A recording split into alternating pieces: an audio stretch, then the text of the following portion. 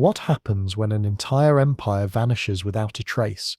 Not through war, not through conquest, but through something far more sinister, complete erasure from history itself. We're talking about a civilization so vast it stretched across multiple continents, with cities that defied architectural logic, yet somehow disappeared overnight, as if someone flipped a cosmic delete button. The most chilling part? Evidence suggests this wasn't natural decline but deliberate obliteration, buried beneath mysterious floods of liquid earth that swallowed metropolises whole, leaving behind only forgotten maps and underground ruins that whisper of a conspiracy spanning centuries.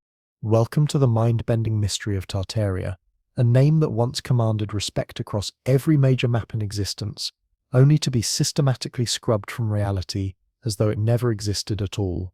Yet the proof keeps surfacing, literally rising from beneath our feet, challenging everything mainstream academia wants us to believe about our past. For over 300 years, spanning from the early 1500s through the late 1800s, every respected cartographer across Europe treated Tartaria as absolute fact. French mapmakers, Dutch navigators, German explorers, Minories, they all documented this colossal domain, extending from the Caspian Sea's shores clear across to the Pacific Ocean's edge. We're talking about territory encompassing modern-day Siberia, Central Asia, and regions far beyond, mapped with precision that would make today's GPS systems jealous. These weren't crude sketches or wishful thinking. The maps revealed sophisticated divisions: missions-independent Tartary, Chinese Tartary, Russian Tartary, each suggesting distinct realms operating under a unified imperial structure. The level of detail was extraordinary. Specific boundaries, trade routes, major cities, all documented with consistency that defies explanation, if this were merely fantasy or guesswork. Here's where things get genuinely disturbing. Why would competing European powers, nations that could barely agree on trade deals, unanimously recognize the same territorial boundaries for centuries? If Tartaria was just a convenient label slapped onto unknown wilderness, why such meticulous cartographic agreement? These mapmakers risked their reputations on accuracy. Getting geography wrong meant losing lucrative royal commissions and facing professional ruin.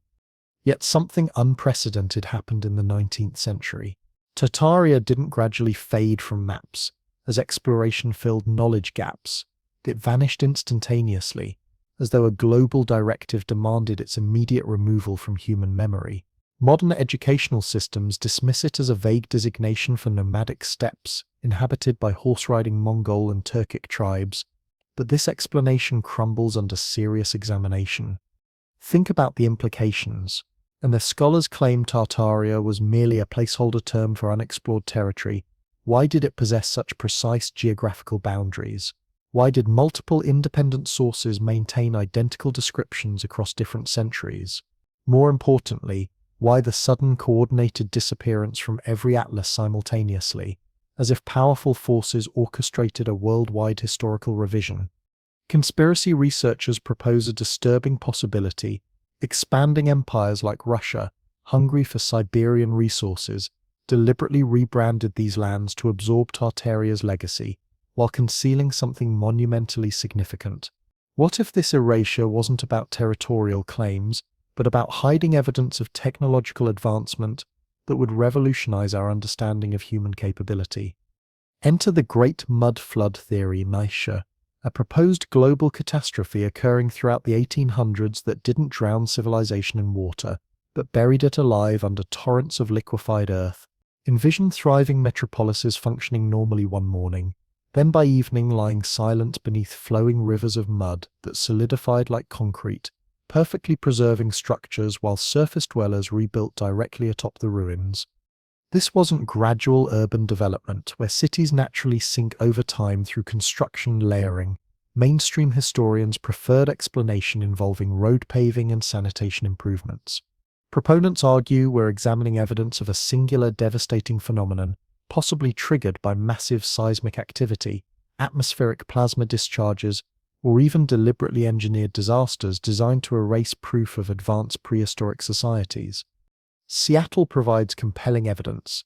The famous underground tour reveals complete city blocks buried beneath modern streets, with original ground floors transformed into basement levels and windows positioned at sidewalk height, staring upward like monuments to a forgotten era. Official narratives blame late 1800s fires and plumbing disasters that necessitated elevated roadway construction, but crucial questions remain unanswered. Why does the burial depth remain so remarkably uniform across vast areas?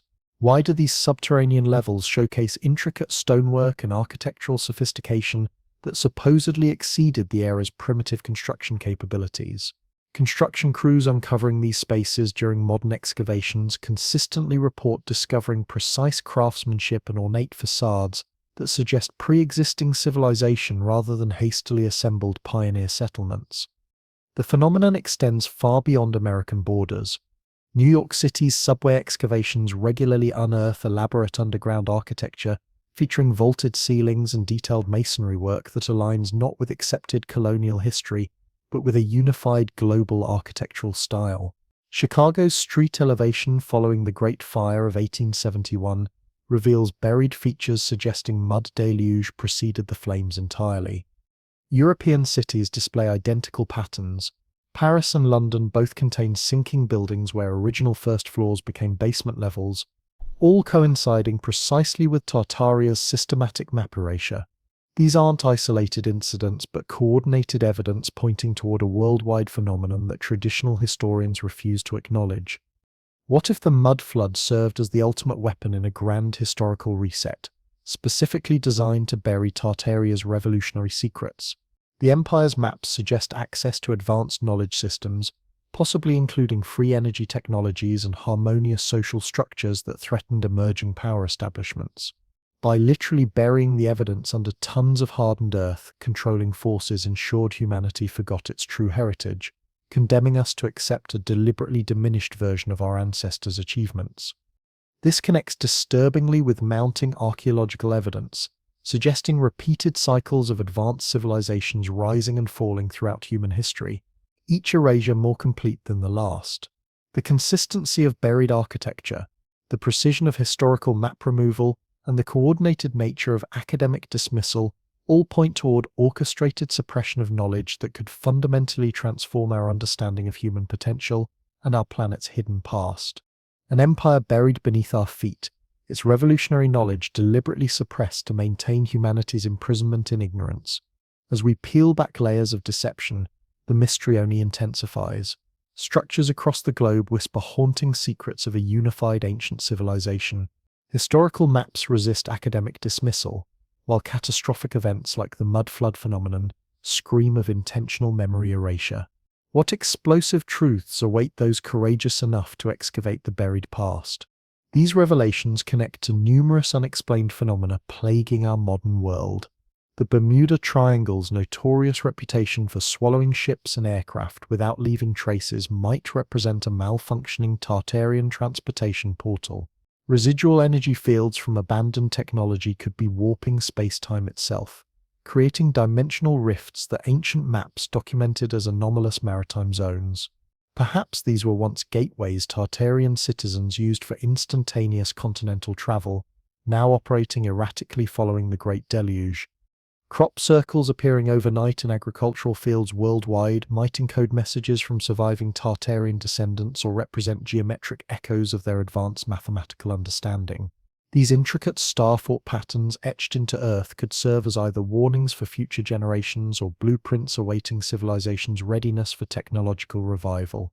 Free energy suppression theories gain credibility when examining Nikola Tesla's wireless power concepts, allegedly inspired by ancient manuscripts that could trace back to Tartarian crystal technology capable of harvesting atmospheric electricity. Industrial magnates like Edison may have deliberately buried these innovations to maintain resource monopolization and economic control over emerging civilizations.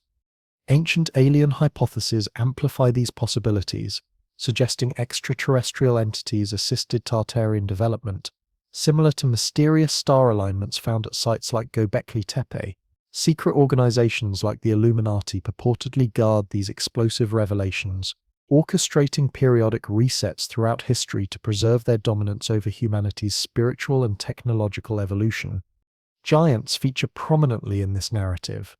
Newspaper archives from the 1800s document numerous discoveries of 9-foot skeletal remains unearthed during American construction projects. These massive bones were systematically confiscated by Smithsonian representatives and subsequently vanished from public access. Biblical Nephilim, Greek Titans, and mythological colossal beings might represent cultural memories of actual Tartarian inhabitants whose oversized doorways and staircases perfectly accommodated their extraordinary physical dimensions. Atlantis and Lemuria connections strengthen this framework.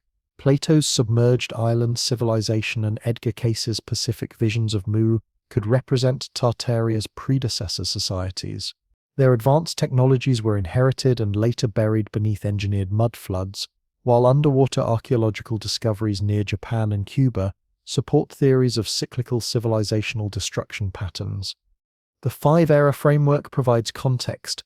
Golden ages of spiritual mastery evolved into Tartaria's fourth era of magnificent towers and aerial vehicles, ultimately destroyed through infiltration and betrayal, leading to our current fifth era characterized by disposable plastic culture and technological stagnation. Why such systematic erasure? Advanced societies possessing limitless energy sources threatened emerging oil industry barons. Harmonious cultures practicing unity defied divide and conquer strategies.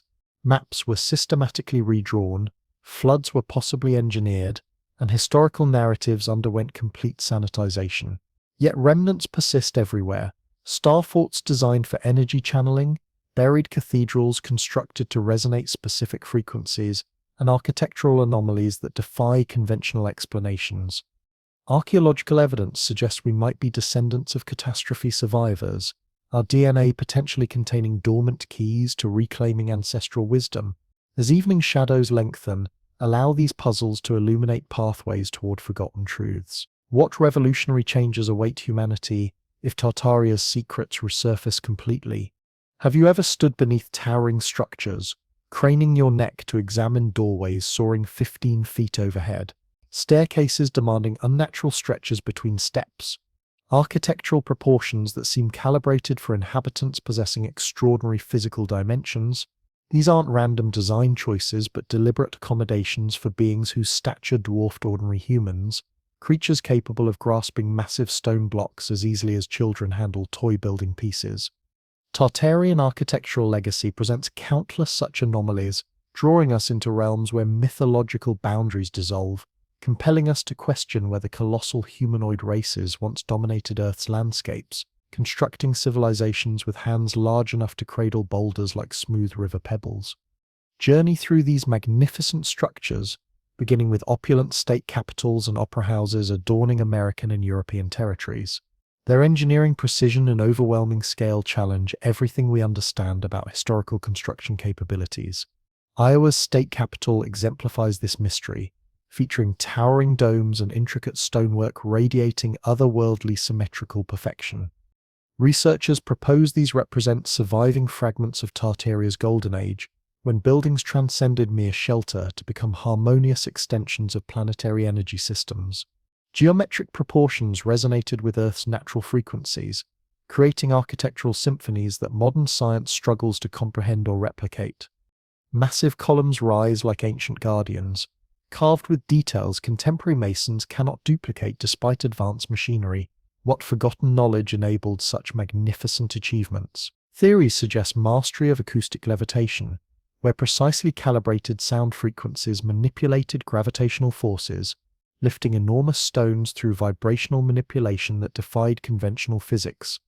Examining proportional evidence reveals additional mysteries.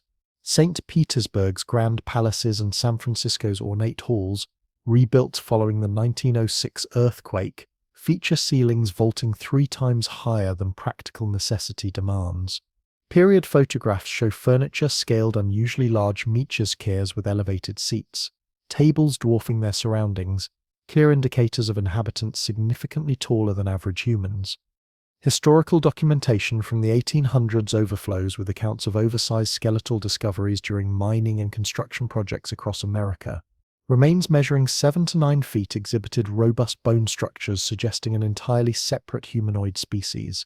Contemporary newspapers, including those archived in early Smithsonian records, reported these findings routinely before the bones mysteriously vanished into private collections or faced deliberate destruction. Why such coordinated secrecy?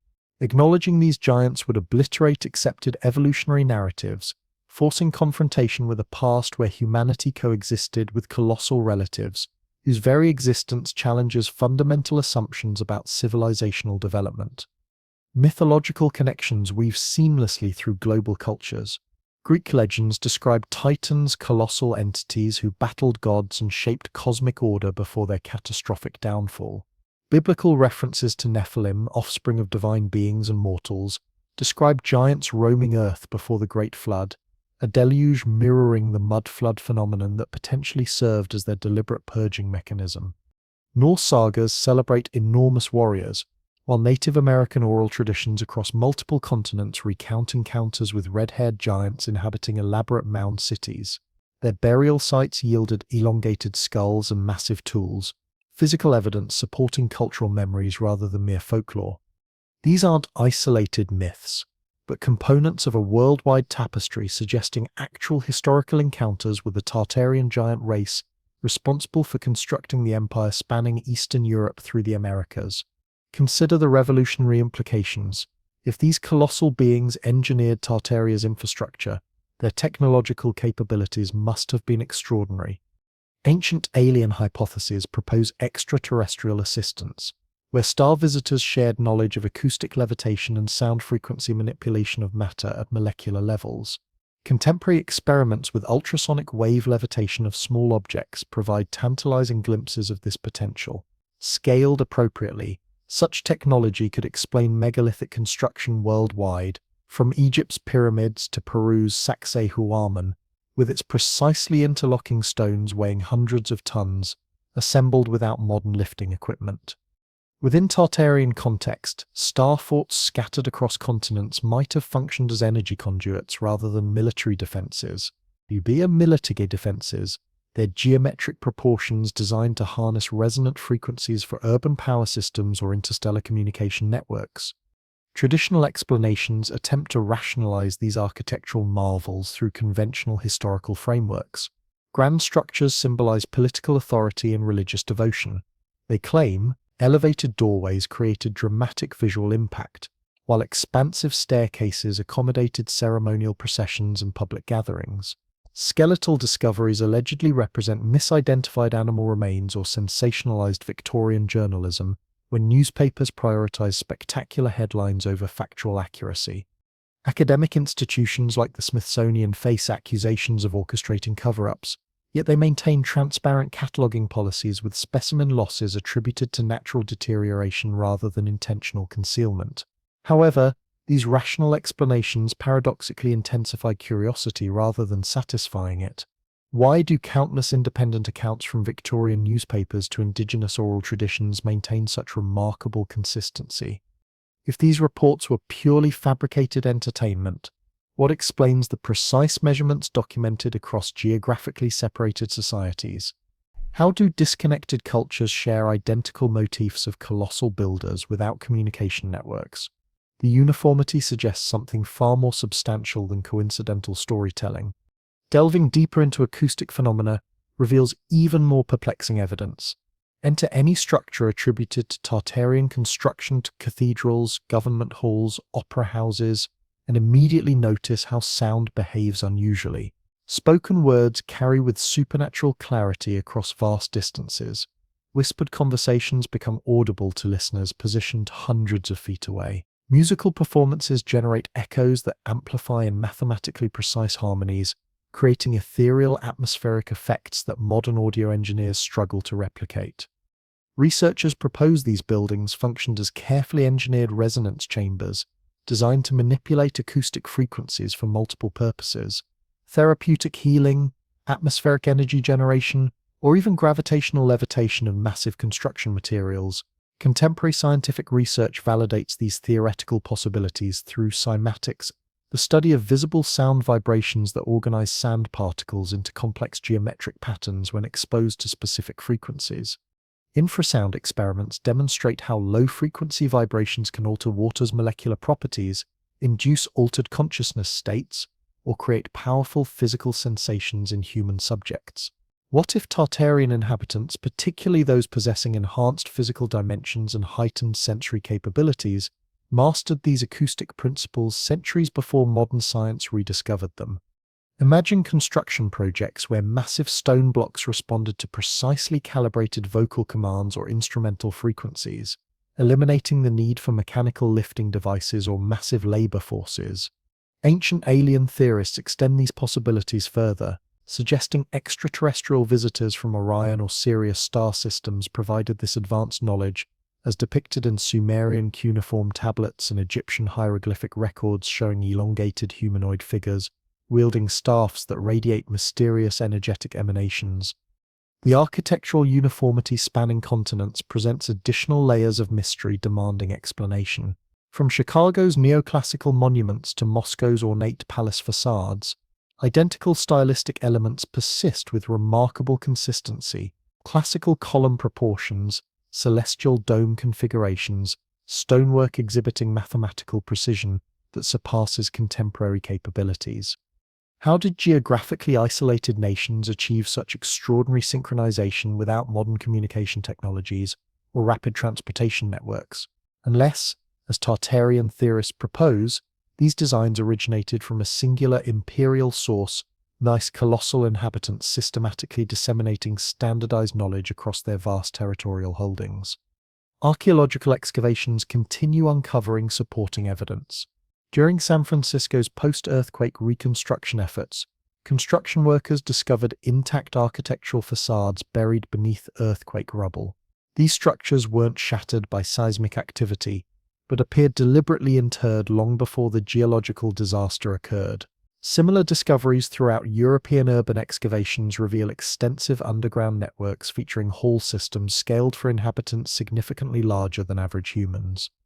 This evidence fuels speculation about subterranean refuge complexes, where these beings sought shelter during periodic cataclysmic events, connecting to broader theories about cyclical civilizational destruction patterns throughout human history. The giant builder hypothesis links directly to lost continent mysteries Atlantis and Lemuria, where advanced humanoid races potentially sharing identical genetic lineages thrived before catastrophic submersion events. Plato's detailed Atlantis descriptions portray inhabitants as unusually tall and technologically superior, their eventual downfall eerily mirroring Tartaria's systematic historical erasure. Edgar Case's psychic readings regarding Lemuria describe Pacific Ocean giants possessing crystal-based technologies, with catastrophe survivors eventually scattering globally to establish seed civilizations incorporating their advanced knowledge systems. Graham Hancock's archaeological investigations featured in Ancient Apocalypse reinforce these connections through underwater anomaly discoveries near Bimini and Yonaguni, revealing structures resembling massive harbor complexes carbon-dated to periods predating accepted historical timelines. Could Tartarian giants represent direct descendants of these legendary antediluvian races? Their architectural achievements might preserve faded echoes of those submerged civilizations' technological marvels, adapted for post-cataclysm terrestrial environments. Modern institutional suppression adds conspiracy elements to these historical mysteries.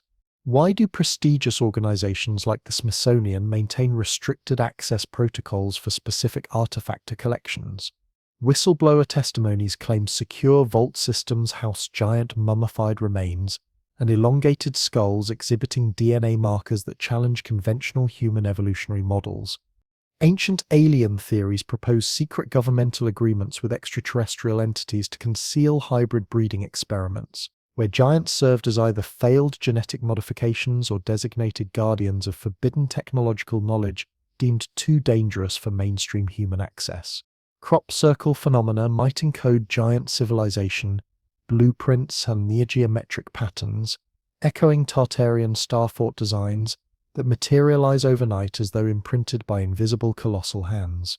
What revolutionary secrets do these formations contain? Were giants truly the master architects of our planetary infrastructure, their technological legacy encoded within stone monuments awaiting proper frequency activation to unlock hidden capabilities? Proportional evidence, mythological correlations, and concealed skeletal remains converge into a compelling narrative, challenging our diminished perspective of human historical achievements, encouraging us to expand our vision, stretch beyond conventional limitations, and seriously consider whether contemporary humanity represents merely pale shadows of a far more magnificent ancestral civilization. Examining specific architectural sites amplifies these mysterious qualities. San Francisco's Palace of Fine Arts, surviving from the 1915 exposition, features colossal archways and lagoon systems scaled for beings twice our physical dimensions. Period photographs show seemingly empty ceremonial spaces, yet careful examination reveals anomalous figures appearing unusually large, possibly indicating deliberate photographic editing to normalize proportional relationships and conceal giants' documented presence. Russia's Hermitage Museum showcases vast halls with shadowed ceilings housing artifacts, including oversized armor sets dismissed as ceremonial displays, but perfectly fitting 9-foot warrior physiques. Acoustic technology applications fascinate researchers endlessly. Peru's Ollantaytambo features stone joints so precisely fitted that razor blades cannot penetrate between blocks. Acoustic frequency tests reveal specific vibrations that apparently facilitate stone movement and positioning. If giants wielded these sonic manipulation techniques, Tartaria's empire becomes a harmonious construction symphony, featuring airships resonating with ground-based frequency generators, creating unified technological networks spanning continental distances. Ancient alien connections include UFO sightings concentrated over giant burial mound locations like Ohio's Serpent Mound. Electromagnetic field anomalies reach extreme measurements, suggesting residual energy signatures from advanced technological systems. Skeptical explanations persist. Puar's architectural movements prioritized inspirational grandeur over practical accommodation. Skeletal discoveries represent either deliberate hoaxes or pathological conditions, like acromegalic gigantism. Yet the continuous stream of reports from Nevada's Lovelock Cave, red-haired mummies, to Sardinia's Nuragic Towers, allegedly constructed for titans, maintains persistent doubt about official dismissals. What if conventional explanations themselves constitute the actual cover-up niche academic firewalls, protecting established paradigms against revolutionary truth revelations? As investigative layers peel away, architecture reveals additional mysteries: hidden Egyptian pyramid chambers containing giant sarcophagi, aligned with stellar navigation points that colossal beings might have utilized for interstellar travel coordination. Within Tartarian frameworks, these represent global outpost networks, evidence of the Empire's planetary reach, where giants maintain technological bridges connecting continents through physics-bending methodologies. Their eventual downfall carries profound implications. Overwhelmed by smaller populations or geological cataclysms, their knowledge fragmented into mythological remnants. Yet within our genetic code, traces potentially linger, ancestral memories urging height reclamation and technological renaissance. These stone sentinels stand as silent guardians beckoning modern explorers to decode their monumental scale and imagine footsteps that once shook earthly foundations.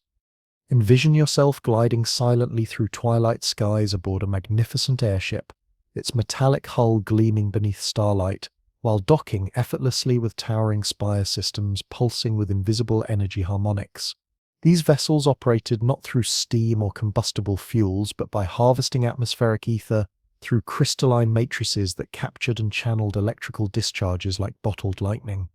This represents tantalizing glimpses into Tartaria's revolutionary technologies, where unlimited energy flowed as abundantly as natural waterways, and star-configured fortresses served not military purposes, but as cosmic force channeling stations, transforming acoustic vibrations and electromagnetic frequencies into reality-shaping tools capable of fundamentally altering physical matter. The fascination with Tartarian innovation is anchored by tales of airships, those vast floating vessels visible in faded photographs and lost patent records from the twilight of the 19th century into the dawn of the 20th. Traditionally reduced to little more than rudimentary balloons and disaster magnets, like the infamous Hindenburg, these crafts were relegated to folklore as primitive experiments bound by the era's limited technology.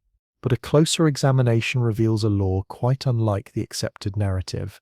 Eyewitness accounts and sketches hint at machines that hovered with effortless stability, traversed continents without refueling, and drew mysterious power not just from lighter-than-air gases, but potentially from the invisible energies surrounding us. Theorists posit that surviving airships may have been relics of Tartarian ingenuity, where crystal matrices concentrated natural atmospheric electricity, allowing silent journeys that defied conventional aeronautics. Imagine the grand spectacle of docking at the peaks of skyscrapers, as records depict craft mooring smoothly without mechanical noise, embarking and disembarking passengers with uncanny precision. The official story frames these events as clumsy steps toward powered flight, dismissing the curious technical details, humming sounds, luminous glows, and engineless motion described by observers. The implication is immense.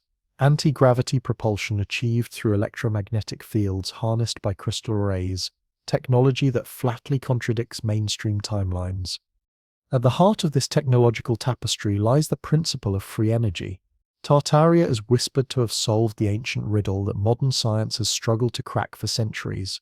Unlimited power sourced from the planet itself, unshackled from oil, coal, or radioactive materials. This idea, so alluring and disruptive, was supposedly buried under the weight of industrial empires that could not survive its liberation. Legendary inventor Nikola Tesla may have stumbled upon these ancient secrets, his wireless energy experiments at Wardenclyffe Tower echoing what many believe were widespread Tartarian techniques. Envision a system where electricity surges through the air, accessed by anyone and everyone, simply by tuning into resonant frequencies that tap the Earth's ionosphere.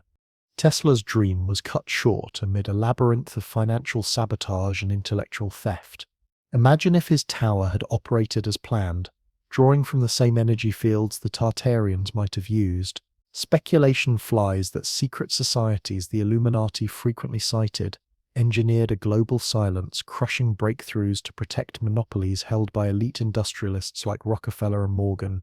Patents from a bygone era, hinting at devices capable of harvesting energy from ambient air, have been quietly stashed away under layers of bureaucracy and national security. The role of crystal technology deepens the intrigue. Tartarian architects are said to have utilized quartz and similar minerals, tuning them like musical instruments to the planet's ley lines.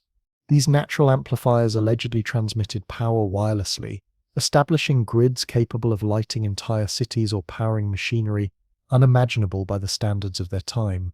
Ancient writings from Atlantis and Lemuria, civilizations sometimes claimed as Tartaria's forebears, describe crystal arrays activated by pressure or vibration, channeling planetary currents on a scale that only now re-enters scientific curiosity through piezoelectric experiments. Modern science proves that crystals generate electricity when compressed. Scale this up, theorists say, and the implications multiply: stones levitated into position, city streets illuminated without wires, all fueled by the planet itself. Wood sites in Siberia, famous for vast quartz deposits, also coincide with unexplained electromagnetic phenomena, and curiously with events like the 1908 Tunguska blast, which flattened forests yet left no crater. Some speculate that a crystal array malfunction could explain this enigma, releasing unimaginable energy in a sudden surge. Now turn your attention to the enigmatic star forts scattered across Europe, North America, and Asia. Mainstream historians explain these geometric wonders as Renaissance fortifications designed to withstand cannon fire, masterpieces of military engineering credited to architects like Vauban. But a deeper look at their intricate patterns reveals more than defensive innovation. Proportions echo sacred mathematics. Layout aligns as if channeling invisible forces. Some hypothesize these forts were engineered sites intended for energy management, places where electromagnetic currents converged, perhaps powering urban centers or protecting the land from cosmic dangers. Step inside a star fort, Belgium's Fort Ebony Email or America's Fort Monroe, and the atmosphere changes. The acoustics warp, amplifying sound in haunting ways. Echoes signpost standing waves that seem able to alter perceptions or physical matter. This lends ties to cathedrals famed for Tartarian styling. Vaulted interiors act as vast resonance chambers, causing voices to reverberate with mystical clarity and occasionally producing sensations akin to euphoria. Studies in archaeoacoustics at sites like Malta's hypogeum have proven that specific architectural features can generate infrasound frequencies impacting brain waves. Tartarians, it's theorized, could have harnessed such effects not only for spiritual uplift, but to operate machinery, enable telepathic communication, or even levitate objects. The modern conspiracy narrative points to a purposeful erasure of this knowledge. The New World Order, a term for entrenched networks of influence, allegedly redirected the function of star forts and cathedrals, disguising their operational potential behind heritage tourism and religious ceremony, while maintaining secret access for select elites. Power anomalies near these sites, unexplained energy surges, electromagnetic events, are cited as evidence that the systems may still function, though clandestinely. Consider the world-changing consequences. If free energy truly existed and these technologies were rediscovered or revealed, the entire economic structure built upon fossil fuels and centralized utilities would collapse. Wealth would redistribute overnight, empowering people globally and eliminating dependence on resource monopolies. This threat, according to theory, motivates the ongoing suppression carried out by organizations whose symbolic fingerprints mark currency, architecture, and policy. Tesla's downfall becomes part of the pattern. His laboratory shuttered, his designs confiscated in secrecy upon his death. Even the fate of airships, they say, ties back to orchestrated sabotage. The Hindenburg, in this view, was broadcast as disaster to extinguish enthusiasm for advancements at the precipice of wireless power adoption.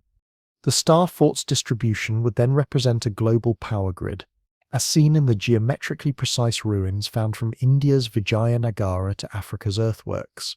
These sites cluster around geomagnetic hotspots, mapping a planetary energy network that may have once fueled Tartaria's mythic infrastructure. Imaginations soar with tales of airships crossing continents without stopping for fuel, docking at spires where crystal receivers pulse silently, enabling communication and trade at a scale still unreplicated. Supporting this legend are historical anomalies, 1920s accounts of mysterious vessels bypassing city skylines, dismissed by officials, patents granted to inventors like Otis Carr for flying saucer designs based on counter-rotating electromagnets, echoing Tartarian concepts. Nevertheless, skepticism remains essential. Forts could simply represent the pinnacle of defensive architecture.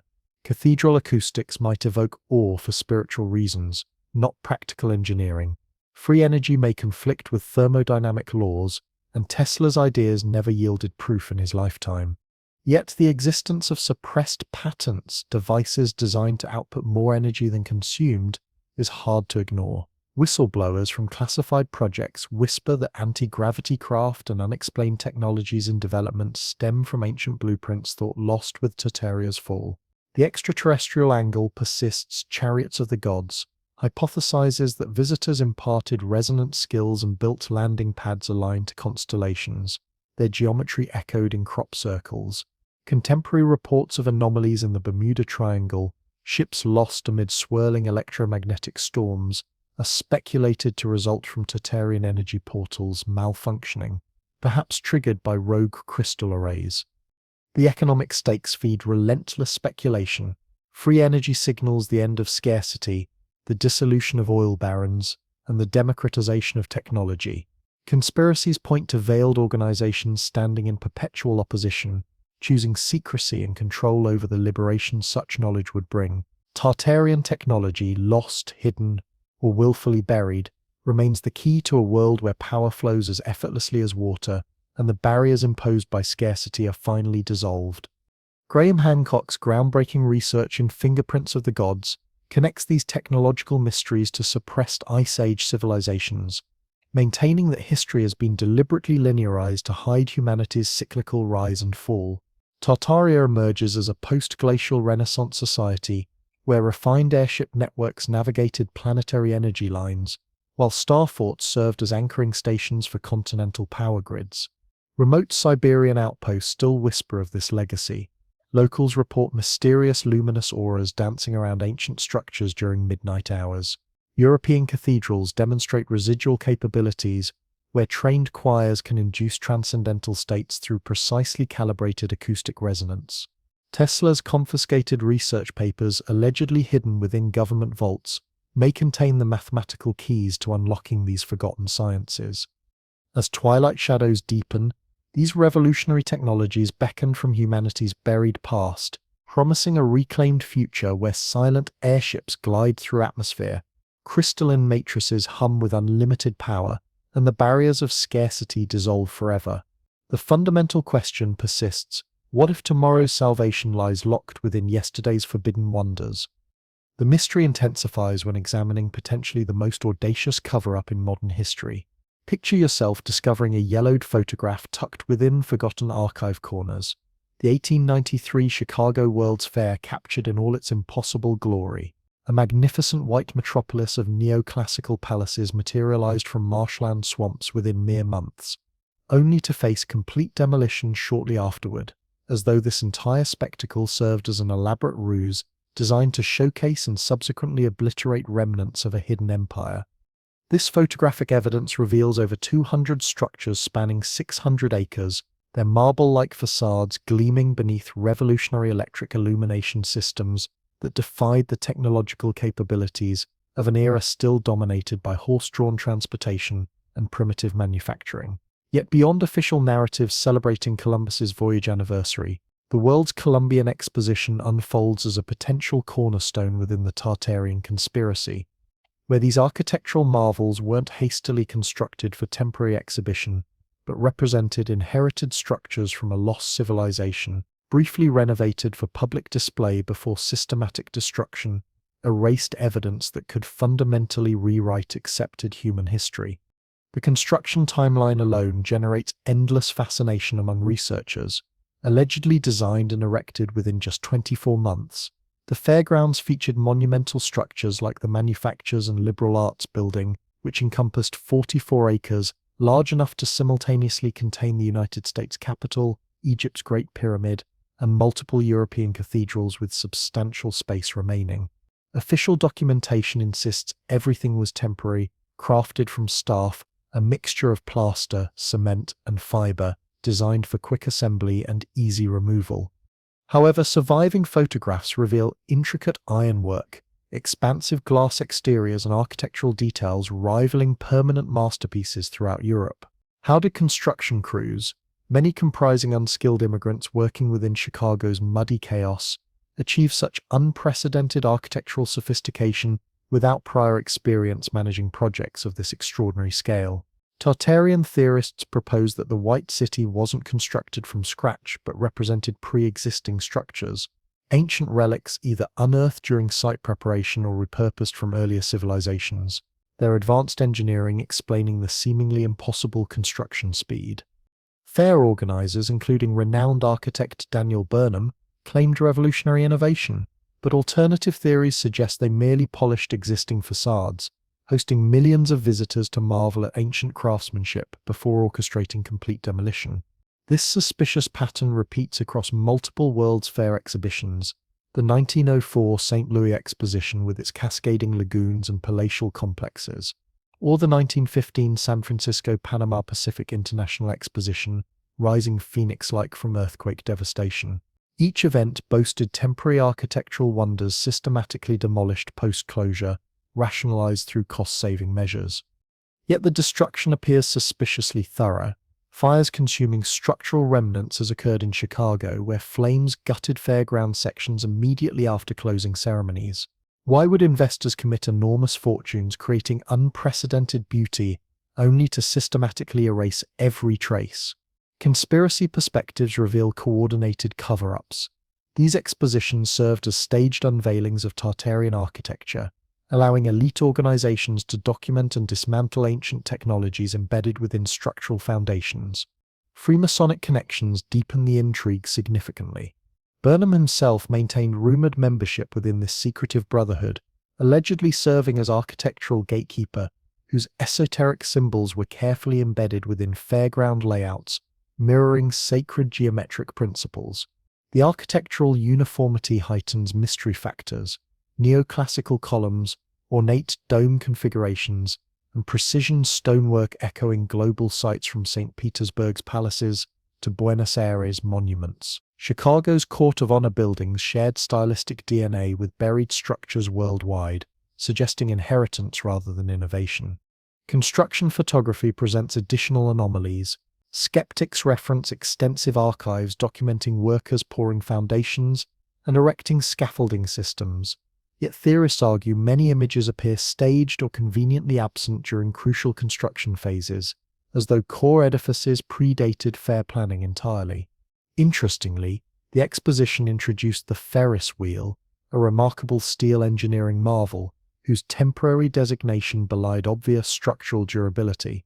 Why weren't more permanent preservations considered, given the Palace of Fine Arts survived as the sole remaining structure, now serving as a San Francisco museum? Masonic involvement adds shadowy complexity to historical narratives. Dedicatory ceremonies featured ritualistic pageantry, while Burnham's social circle included prominent Freemasonic luminaries. Conspiracy theories position this brotherhood as guardian custodians of ancient knowledge, utilizing World's Fairs to catalogue Tartarian remnants before orchestrating systematic obliteration. Their symbolic fingerprints, pyramids, obelisks, geometric layouts hint at underlying energy grid systems that modern visitors never recognized. Illuminati connections amplify these theories exponentially. Elite organizations allegedly suppressed free energy technologies glimpsed through the fair's revolutionary electrical displays, over 20,000 light bulbs powered by alternating current representing Tesla's groundbreaking innovations. Yet the underlying infrastructure may have utilized Tartarian crystal matrices humming silently beneath visible installations, channeling atmospheric electricity through methods lost to contemporary science. Ancient astronaut theories inject extraterrestrial elements into these mysteries. What if World's Fairs masked recovered alien technologies, with exhibition buildings represent engineered artifacts from star-faring visitors who previously aided Tartarian civilizations? The White City's impossibly rapid construction echoes Puma Punku's precision stone cuts, achievements seemingly impossible without advanced levitation tools. UFO sightings over fairgrounds potentially represent probe reconnaissance missions scanning architectural remnants, with subsequent demolitions preventing public awakenings similar to alleged Roswell cover-up operations. Nevertheless, the exposition legitimately introduced numerous cultural innovations. Zippers, Cracker Jack snacks, and Aunt Jemima syrup became American touchstones amid architectural splendor. Debunking perspectives emphasized that staff materials were economically practical, cheap, quick-drying compounds ideal for temporary construction projects. Historical photographs housed within institutions like the Chicago Historical Society document dredging operations transforming Jackson Park swamplands, while demolition decisions reflected practical concerns about structural safety and land repurposing for recreational parks. However, these conventional explanations struggle against persistent anomalies. Why do fairground photographs frequently show eerily empty streets, as though capturing post-apocalyptic scenes? Were these long exposure techniques blurring crowd movements, or do they hint at deliberately staged emptiness designed to conceal something more significant? Modern digital communities continue investigating these mysteries through online platforms. Reddit discussion threads buzz with user discoveries, members dissecting original blueprints while noting inconsistencies like pre-fair geological surveys revealing anomalous foundation structures. TikTok video creators zoom into ornate architectural details, questioning whether 1890s technology could achieve such sophisticated craftsmanship. Bloomberg articles label these investigations architecture's wildest conspiracy theories, while believers interpret the White City as mudflood survivors, temporary mirages concealing evidence of periodic historical resets. Connections sprawl across multiple historical events. The devastating 1871 Great Chicago Fire preceded fair planning, conveniently destroying documentary records that might reveal structural origins. Louis' exhibitions featured disturbing human zoos, ethnographic displays that ethical historians condemn but conspiracy theorists suggest served as distractions from architectural investigations. San Francisco's post-earthquake reconstruction occurred with impossible speed, echoing proposed Tartarian resilience and advanced building techniques. Government intervention deepened alleged cover-up operations through congressional funding mechanisms and international exhibits, showcasing global artifacts, Egyptian obelisks, Asian pavilions potentially repatriating confiscated Tartarian treasures. Freemasonic influence within Washington's power structures connects directly to capital city designs that mirror World's Fair aesthetic principles, suggesting coordinated architectural programming across multiple governmental levels. What physical evidence survives post-demolition phases? Scattered relics include Chicago's Japanese garden and museum fragments, but the systematic erasure appears deliberately thorough. Original blueprints vanished mysteriously, while worker testimonials were systematically silenced through unknown means. Ancient astronaut perspectives propose that World's Fairs tested public reactions to alien-derived technologies, similar to Tesla's electromagnetic coils potentially echoing extraterrestrial gifts to previous civilizations. Walking through Jackson Park today, visitors might sense lingering atmospheric echoes. Was this location truly a celebration of human achievement, or does it represent an elaborate funeral ceremony for a buried empire?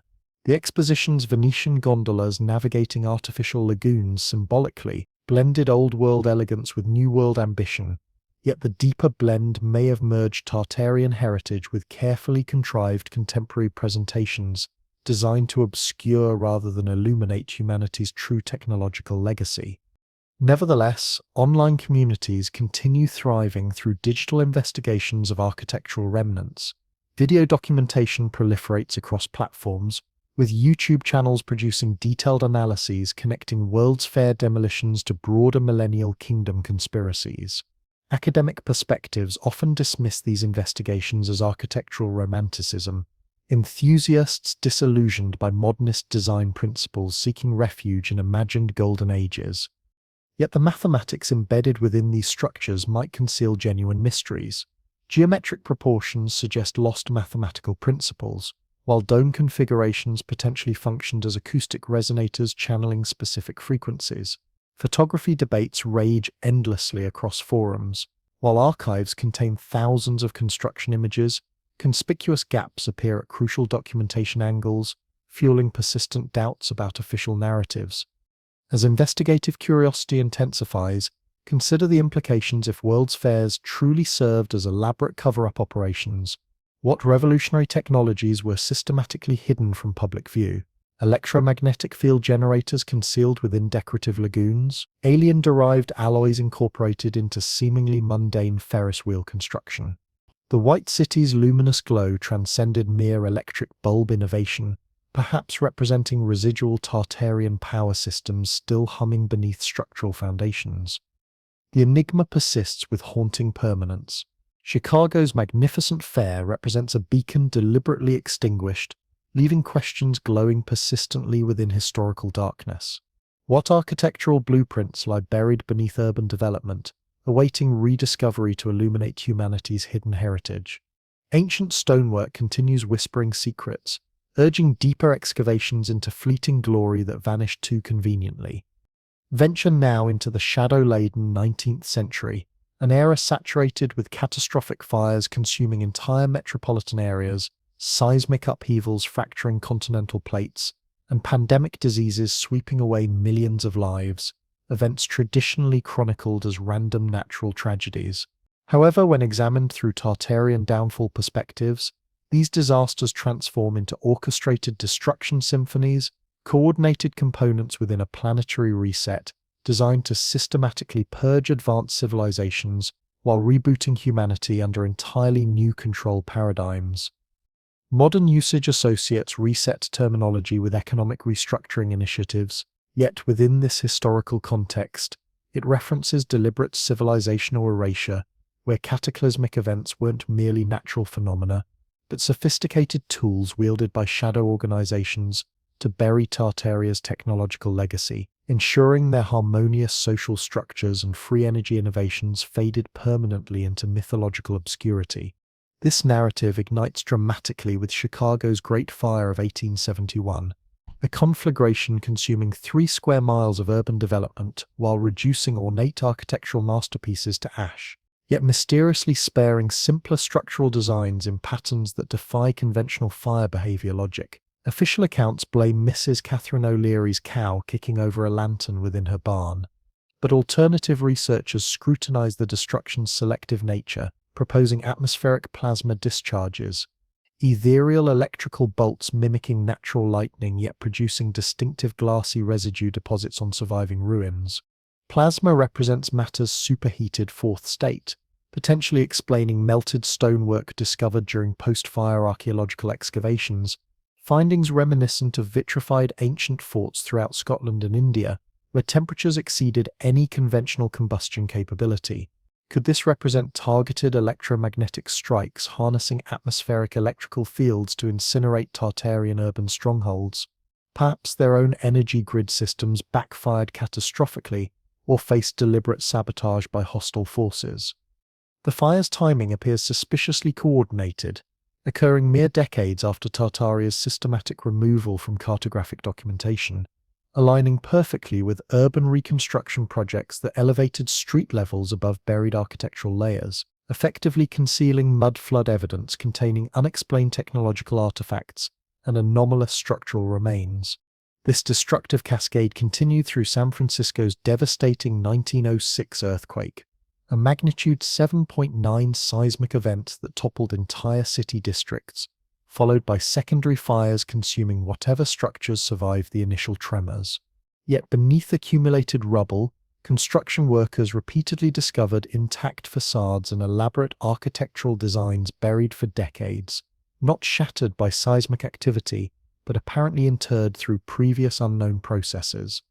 Conventional seismology attributes this catastrophe to San Andreas fault line movements, but conspiracy researchers invoke theories of artificially induced cataclysms achieved through harmonic resonance weaponry, technologies capable of amplifying natural geological weaknesses while liquefying surrounding soil through localized mudflood phenomena.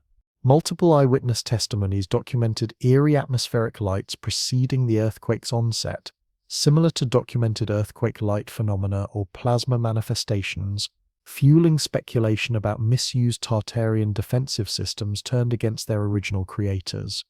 The remarkably rapid reconstruction process, featuring jaw-dropping architectural achievements emerging within mere years, hints at salvaged Tartarian blueprint utilization, advanced earthquake-resistant engineering principles repurposed for modern construction, while original design sources underwent systematic historical scrubbing.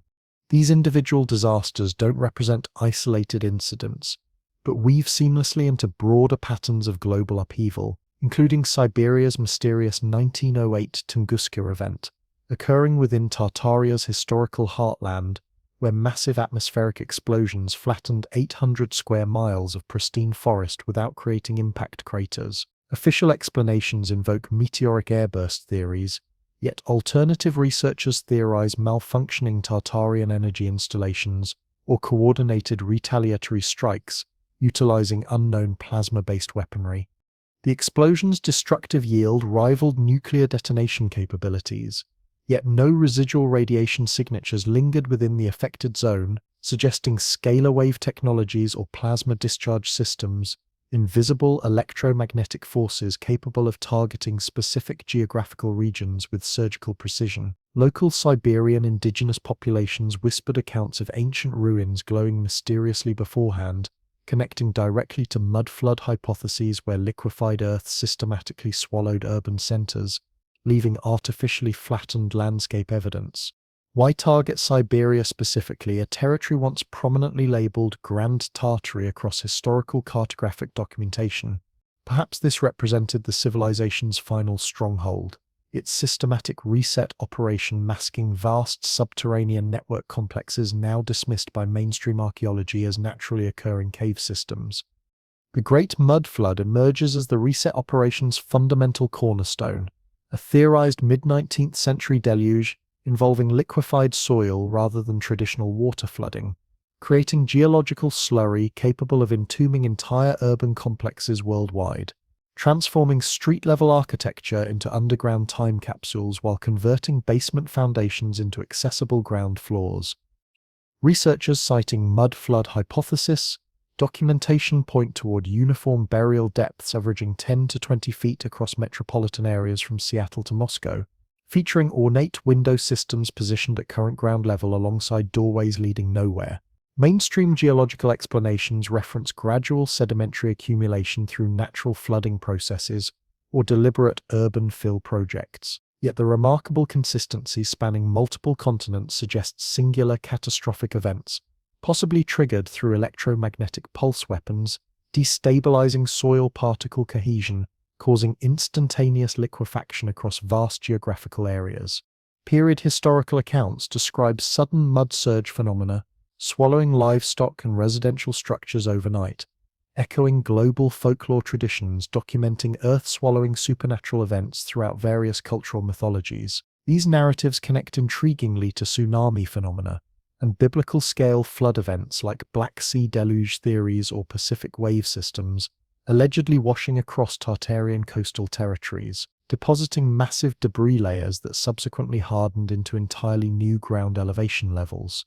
The Bermuda Triangle mystery integrates as residual anomaly evidence vessel disappearances, potentially resulting from unstable Tartarian portal technologies, energy vortex systems damaged during mudflood catastrophes, now distorting local spacetime continuums while causing electromagnetic interference capable of vanishing modern transportation vehicles within mysterious atmospheric phenomena. 19th century maritime documentation records luminous water phenomena, encompass malfunctions within these specific oceanic regions, mirroring plasma discharge sightings preceding major reset operations. Could these represent malfunctioning defensive technology systems now operating chaotically, creating oceanic reset connections to terrestrial mudflood evidence? The conspiracy framework escalates through World War cover-up theories positioning global military conflicts as systematic Tartarian remnant elimination campaigns. World Wars I and II, featuring extensive bombing campaigns and scorched earth tactical approaches, allegedly targeted surviving architectural evidence. European urban centers destroyed not solely for strategic military purposes, but to obliterate remaining technological and structural clues. Dresden's controversial firebombing, or Hiroshima's atomic weapon deployment, represent, according to these theories, experimental weapons testing conducted specifically upon sites harboring concealed ancient technologies, with devastating destruction patterns, masking coordinated excavation operations designed to recover buried technological artifacts. The Spanish flu pandemic slots seamlessly into biological reset hypotheses, population culling operations targeting demographics, possessing residual Tartarian historical knowledge. The disease's rapid global transmission patterns allegedly defied natural epidemiological behavior, perhaps representing engineered pathogenic agents derived from ancient biological materials excavated from mudflood archaeological layers. Graham Hancock's Ancient Apocalypse investigations amplify these theoretical frameworks, proposing cometary impact events occurring 12,000 years previously as historical reset precedents that systematically drowned Ice Age civilizations, with scattered survivors eventually establishing Tartarian cultural foundations. Hancock's archaeological evidence at megalithic sites like Gunung Padang, predating accepted historical timelines, parallels mudflood burial patterns, while suggesting cyclical catastrophic intervention throughout human civilization development. Academic critics consistently denounce these theories as pseudo-historical speculation, yet believers identify recurring patterns, suggesting mudflood events represent miniaturized apocalyptic scenarios, plasma discharge phenomena originating from cometary sources or artificially manufactured systems designed to mimic ancient impact signatures. Ancient astronaut theories incorporate extraterrestrial motivational frameworks, visiting entities engineering periodic reset operations to control human evolutionary trajectories, with Tartaria's systematic destruction representing galactic intervention, maintaining cosmic hierarchical structures through deliberate technological suppression. The idea of global resets isn't confined to ancient history. Modern economic plans like the 2020 Great Reset proposal spark fresh conspiracy debates, with theories suggesting that elites orchestrate digital overhauls while keeping far older resets, those of lost civilizations, hidden beneath official narratives. Some of the most imaginative interpretations arise from Eastern Europe, including Slovak theorists who twist tales of mudfloods together with psychic traditions and nuclear events, portraying Tartarian sages wielding mysterious mind powers to resist invaders until, inevitably, cataclysm overwhelmed them. Mainstream publications like Bloomberg have examined these architectural conspiracies, highlighting the belief among enthusiasts that historical resets weren't just reactions to disaster, but calculated shifts from magnificent, ornate forms to austere modernist styles, an erasure of grand beauty in favor of control and uniformity. Skeptics counter with practical explanations, fires fueled by wooden cityscapes, quakes driven by shifting faults, wars waged for political or territorial reasons, and local mudfloods explained as sedimentation or landfill, not extraordinary engineered events, yet questions gnaw at the edges. Why is vitrified soil, a strange glassy residue produced at extreme temperatures, found at Mohenjo-Daro and other places tied to nuclear mythology? Why do pandemics seem to coincide with artifact excavations, as if each unearthing risked loosing something ancient into the world? If you stroll through districts scarred by fire or catastrophe, you might feel a subtle vibration beneath your feet.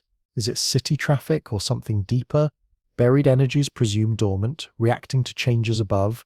Time and again, folklore preserves fragments of these supposed as resets. Tales of cities swallowed by mud, of skies crackling with plasma, of waves of upheaval acting as war veils to obscure deeper truths. Each event becomes a piece of a puzzle, suggesting orchestrated oblivion, with Tartaria's erasure acting as both a warning and an invitation to question our own vulnerability. What artifacts sleep just below familiar streets, silent sentinels awaiting rediscovery? Extend this vision further. Picture a continent now submerged, crystalline towers rising through ocean dark, their glow-bathing gardens where beings of radiant intellect once harnessed tides for perpetual energy. Then catastrophe struck, waves swallowing the heartland, scattering survivors around the globe, their wisdom fragmented and reborn as whispered myths in new lands. This is the legend of Mu, posited by some as the true cradle of civilization, older than the fabled Atlantis. Rather than standing as isolated tales, Mu, Atlantis, and Tartaria form a chain of interconnected societies, each bearing traces of the last, each shrouded intentionally by time and manipulation. Moose came to Western consciousness thanks to James Churchward, a 19th-century explorer and occultist, who claimed to decipher ancient tablets in India. His vision described a vast Pacific paradise spanning Easter Island to the Marianas, flourishing tens of millennia before the present. It was a world where telepathy and levitation existed, where pyramids functioned as energy antennas, and where harmony prevailed. Churchward's tablets declared that Moose people settled the globe long before any known migration. A pole shift and volcanic apocalypse sank their homeland, dispersing skilled survivors who seeded Peru, Egypt, and the distant domains that would become Tartaria. Striking parallels draw links between Mu and its successors. The crystal technology attributed to Mu, harvesting atmospheric energy through precise geometry, resonates with Tartarian legends of wireless-free power. Both civilizations are said to have faced extinction not through slow decline, but through abrupt geological cataclysm, a motif echoed in theories about mudfloods liquefying cities and obliterating records. Scholars dismiss these accounts as fanciful, invented from glyphs misinterpreted or drawn from Hindu myth. Yet in conspiracy circles, Mu's story entwines with Lemuria, a hypothesized landmass posited by Victorian biologists to explain common fauna between India and the Pacific. Lemuria was later adopted by esoteric thinkers like Helena Blavatsky, who envisioned it as the origin of root races, a spiritual wellspring blending seamlessly with Mu's in modern narratives. Consider Atlantis, described by Plato in Timaeus and Critias as a naval juggernaut boasting advanced metallurgy, colossal harbors arranged in concentric circles, and a pride that courted destruction by earthquake and flood. Most take the tale as parable, but factions argue it draws from suppressed Egyptian records. What if Atlantis was itself a bridge, survivors leaving its sunken domains to seed Tartaria and other legacies? Tartaria's vast Eurasian reach, as mapped from Siberia to the Pacific, aligns geographically with Mi's eastward outposts. Survivors with Atlantean and Muvian heritage are thought to have integrated with local cultures, raising structures like star forts and pyramids that echo the energy grid geometry of their homeland. Prophets and psychics like Edgar Cayce further complicate the threads. Cayce described Mu's destruction as occurring some 50,000 years before Christ, its survivors fleeing to Mongolia and Siberia, the Gobi Desert region, now deep within the old Tartarian domain. He believed these migrants carried the secrets of pyramid energy, creating power plants not only in Egypt, but in scattered sites like Bosnia and South America, interpreted by some as Tartarian outposts. Atlantis, Casey claimed, sank 10,000 years before Christ, with refugees settling in Europe and the Americas. Some theorists merge these timelines, suggesting Tartaria was not simply a successor, but a federation blending Mu's ethereal knowledge with the technological force of Atlantean engineers, forming a united network of star forts and crop circle generating societies, mastering electromagnetic forces. Crop circles, those enigmatic geometric forms stamped into fields the world over, fuel recent debates. To many, they appear as coded communications from Muvian or Atlantean inheritors, their precise patterns paralleling star forts or ancient pyramid layouts, plasma burns and elongated nodes, features that defy mechanical explanation, hint at complex energies in play. Wiltshire's agrarian circles mimic Atlantean water rings, while Siberian examples radiate Muvian solar symbolism, suggesting an ancient blueprint resurfacing in living land. Ancient aliens theorists, popularized by documentaries featuring Georgios Tsoukalos, argue that extraterrestrials represent the missing link, visitors gifting anti-gravity and resonance technology to Mu, refined by Atlantis and later guarded by Tartaria until reset scattered their wisdom. In this telling, Plato's accounts are sanitized or allegorized, hiding a more technical truth about planetary engineering. Tartarian cartographic erasure mirrors the systematic disappearance of both Atlantis and Mu from official history.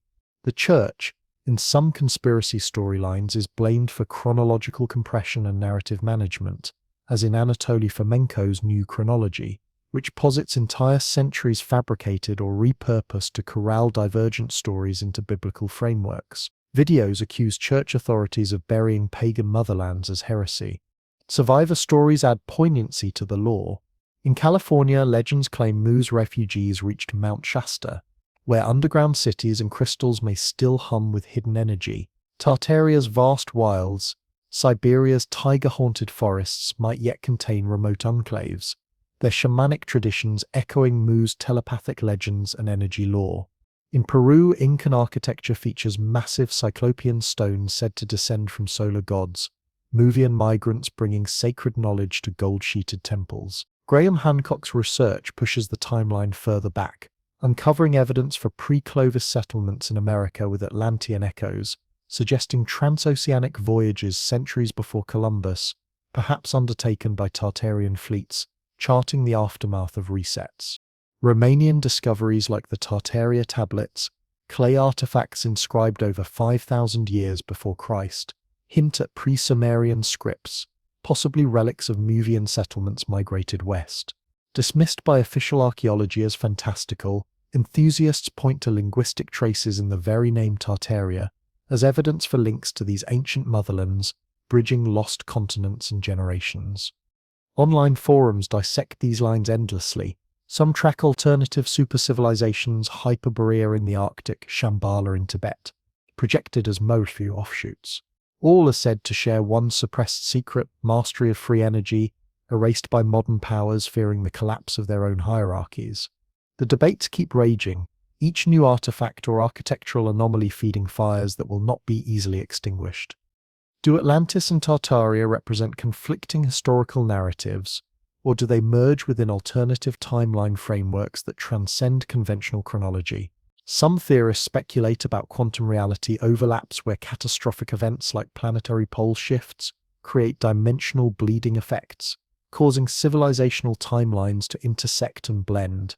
In these scenarios, Mu's submersion potentially birthed Atlantis through temporal displacement, while Atlantis's destruction subsequently spawned Tartaria's emergence across different dimensional planes.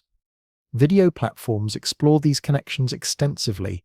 Rumble documentaries examine mudfloods as geological echoes of Mu's volcanic apocalypse, suggesting that liquefied Earth phenomena represent cyclical patterns where advanced empires face systematic burial across multiple reality streams. YouTube investigations delve into hidden truths behind these legendary civilizations, noting remarkable similarities, Each achieved technological harmony, experienced sudden mysterious disappearances, and generated survivor diaspora populations that seeded mythological traditions throughout subsequent cultures.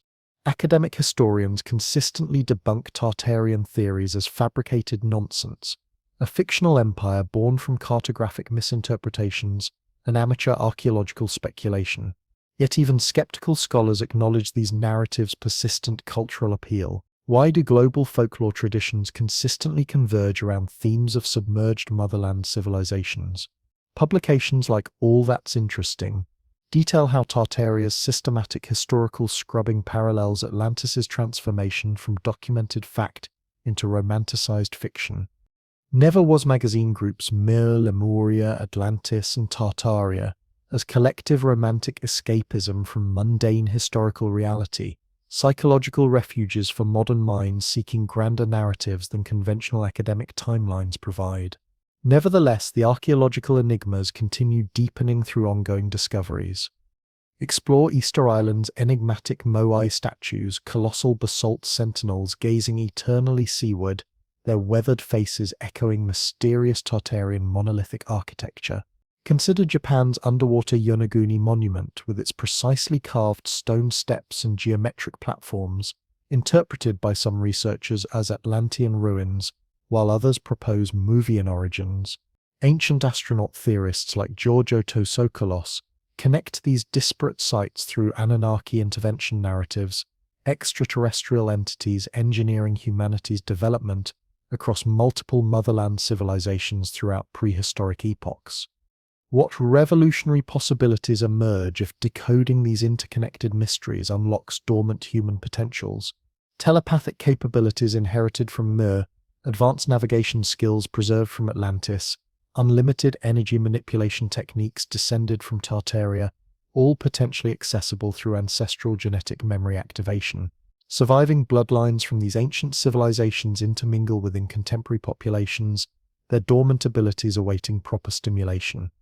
Crop circles might represent activation calls, geometric messages designed to awaken latent capabilities embedded within human consciousness.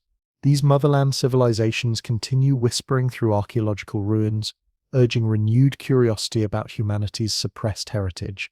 Are we merely fractured echoes of far greater ancestral achievements? Does our contemporary world represent a fragmented heirloom, broken pieces of technological marvels systematically concealed throughout history? Prophetic warnings suggest approaching pole shift events that mirror previous catastrophic cycles.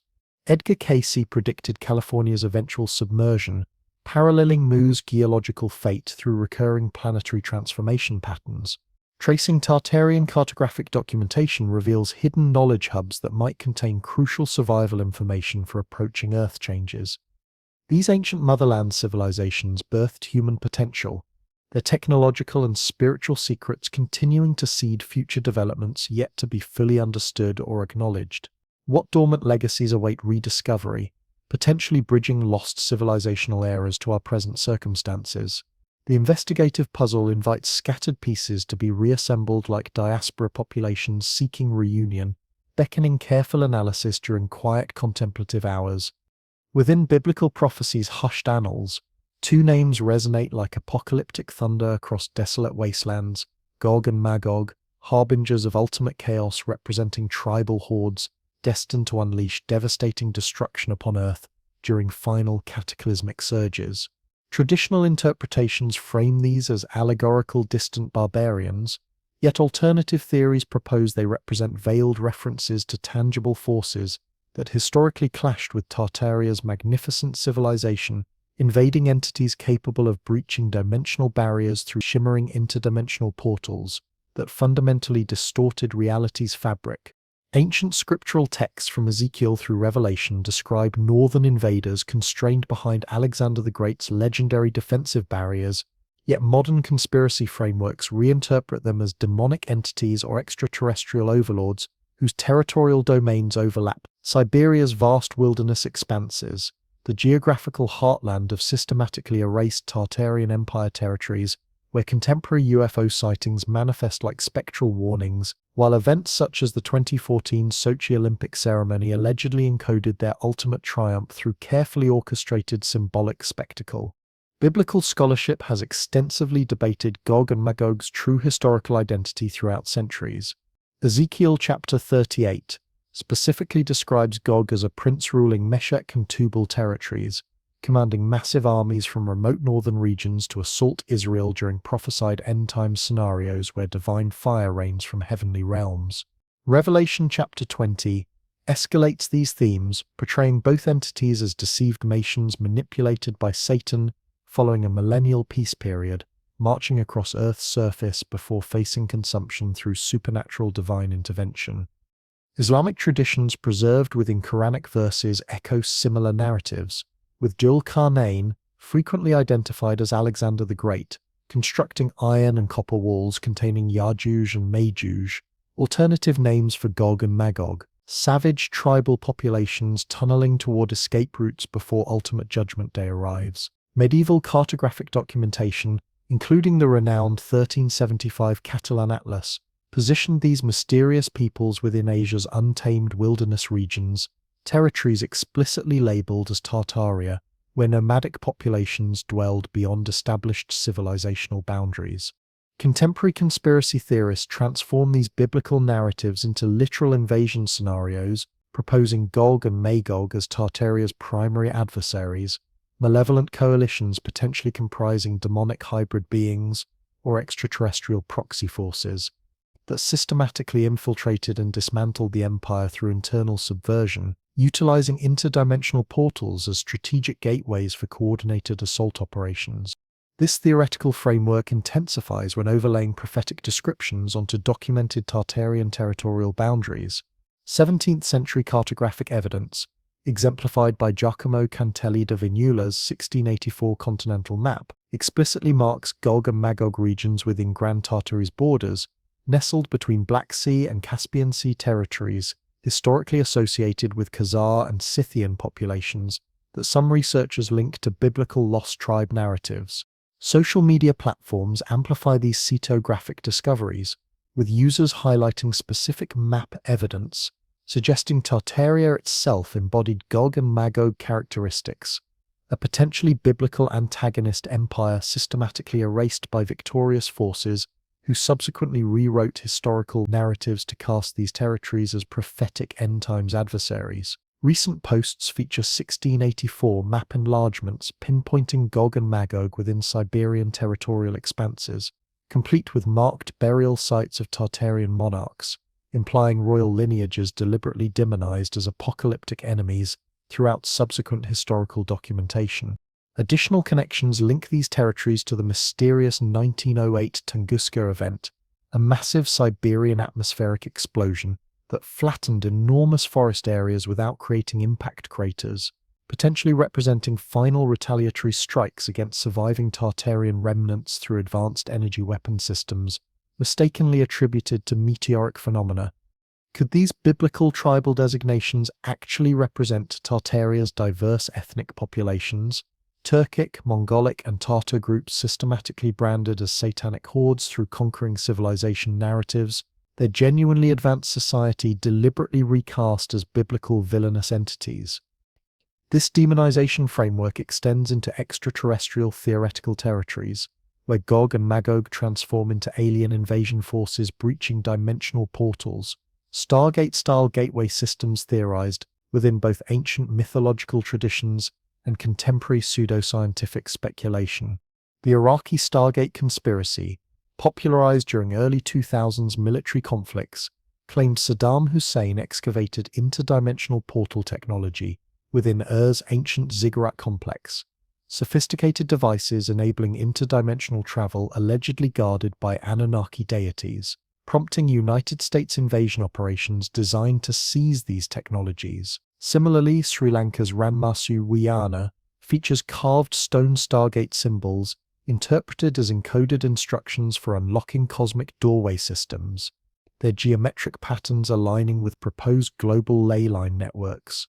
Within Tartarian theoretical frameworks, these portal systems become strategic invasion points, where Gog and Magog entities represent otherworldly forces infiltrating through dimensional rifts within Siberian territories, regions experiencing frequent UFO sightings and unexplained aerial phenomena.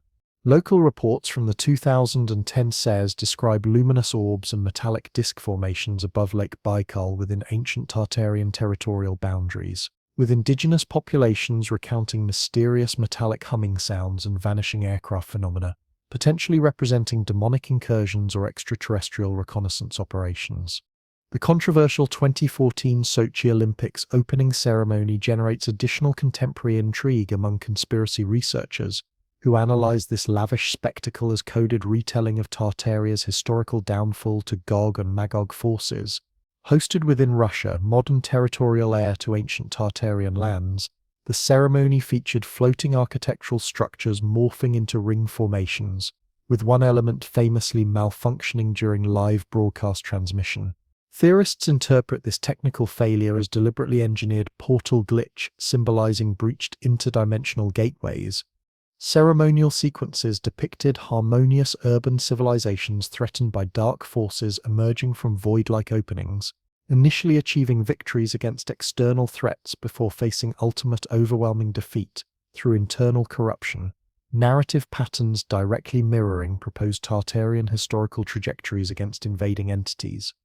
Recent viral social media clips capture strange lights and apparent alien craft hovering above Siberian lakes, provoking connections to ancient Stargate legends from regions like Iraq, where Sumerian lore details the Anunnaki gods descending through cosmic gates, and some speculate these ancient deities were in fact true forms of biblically infamous Gog and Magog.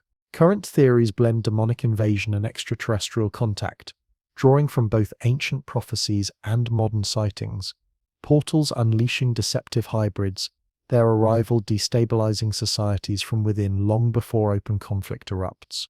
This convergence is reflected in online articles proposing Tartaria as a literal millennial kingdom, its downfall marked by a Gog and Magog assault that aligns with the mudfloods and resets chronicled in revisionist lore. Academic perspectives label the narrative as pure fantasy, reducing Gog and Magog to historic stand-ins for real-life groups like the Scythians. Yet compelling anomalies persist. Why do maps from centuries past, like those by Cantelli, mark burial grounds in Tartary and annotate contradictory legends? Why does the Catalan Atlas depict these tribes as cannibals sealed behind Alexander's gates, echoing symbolic references to ancient portals? Content creators on platforms like YouTube dissect these biblical motifs, tracing how Christian imagery and narratives of Tartaria's kingdom of peace were upended by invading satanic hordes, interpreted either as literal demons or, in modern iterations, alien entities crossing from other worlds or dimensions. On Quora, explanations tend to reject such hidden empire theories, but forums and comment threads remain lively, with participants linking Tartaria to end-times prophecies. The notion persists: Tartaria as Gog's realm, eradicated in a final struggle, leaving behind forests haunted by spectral phenomena and UFOs, potential residual echoes of portal technologies, or lost defenses still flickering amid the Siberian wilderness.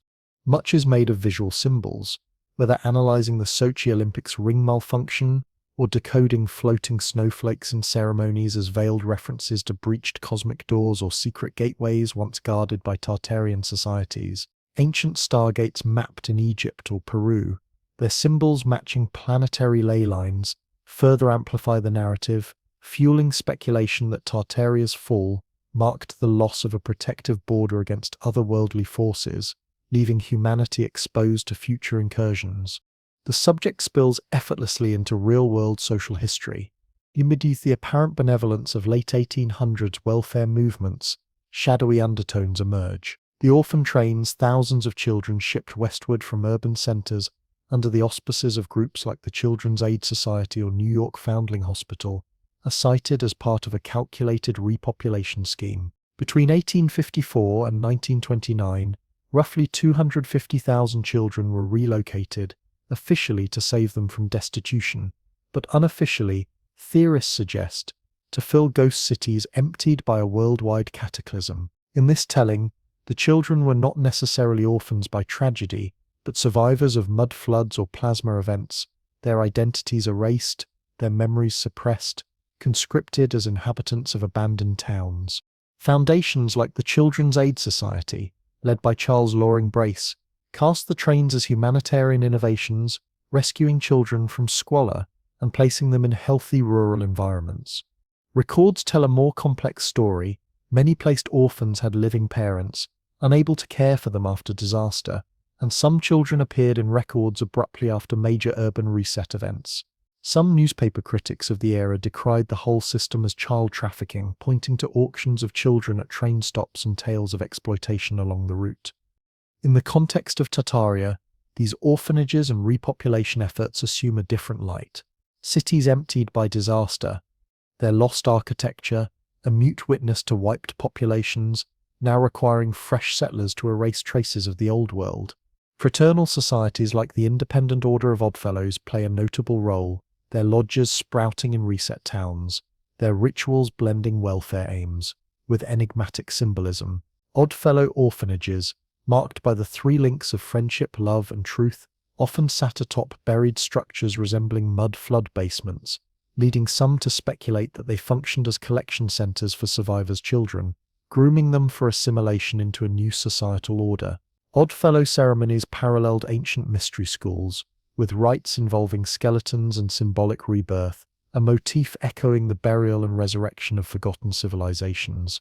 Freemasons, familiar for their compass and square emblem and for their influence in civic architecture, are accused by conspiracy theorists of leveraging their networks to orchestrate these mass movements, their presence in building styles traced to supposed Tartarian design.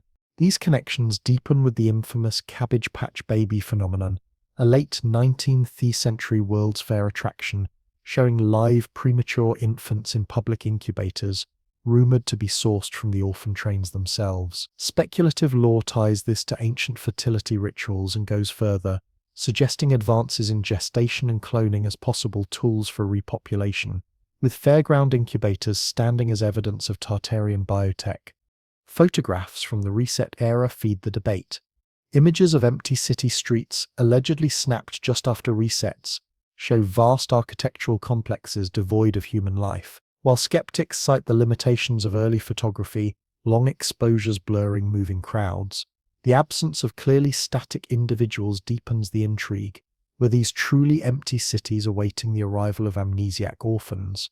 The Illuminati, rooted in the Bavarian secret society founded in 1776, is often invoked as the unseen hand behind demographic resets. Blending Freemasonic roots with the shadow of international finance, conspirators claim they orchestrated the orphan trains to erase Tartarian bloodlines and to seed compliant new generations, undoing the old order one child at a time. Foundling hospitals, their enigmatic architecture standing as silent testament, became hubs for newborns whose origins are shrouded in secrecy. The proliferation of asylums around the same period is interpreted as part of a wider post-mud flood strategy to obscure origins and blend populations. Personal testimonies, often shared on online platforms, lend emotional weight to the mystery. Descendants recount tales of family gaps and origins lost beneath layers of unresolved heritage. Some link their ancestors' movement on the orphan trains to rumors of Tartarian roots. Viral videos and forum threads dissect everything from fairground incubator displays to cryptic symbols on Oddfellow lodges, painting the resettlement programs as deeper than simple philanthropy.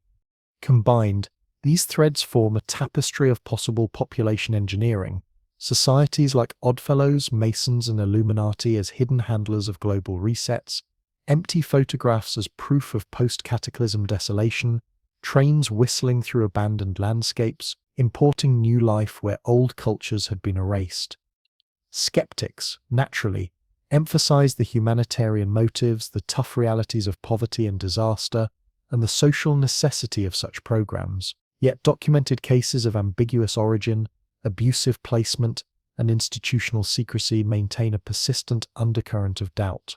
Oddfellow rites involving skeletons and enigmatic artifacts further the sense of occult governance.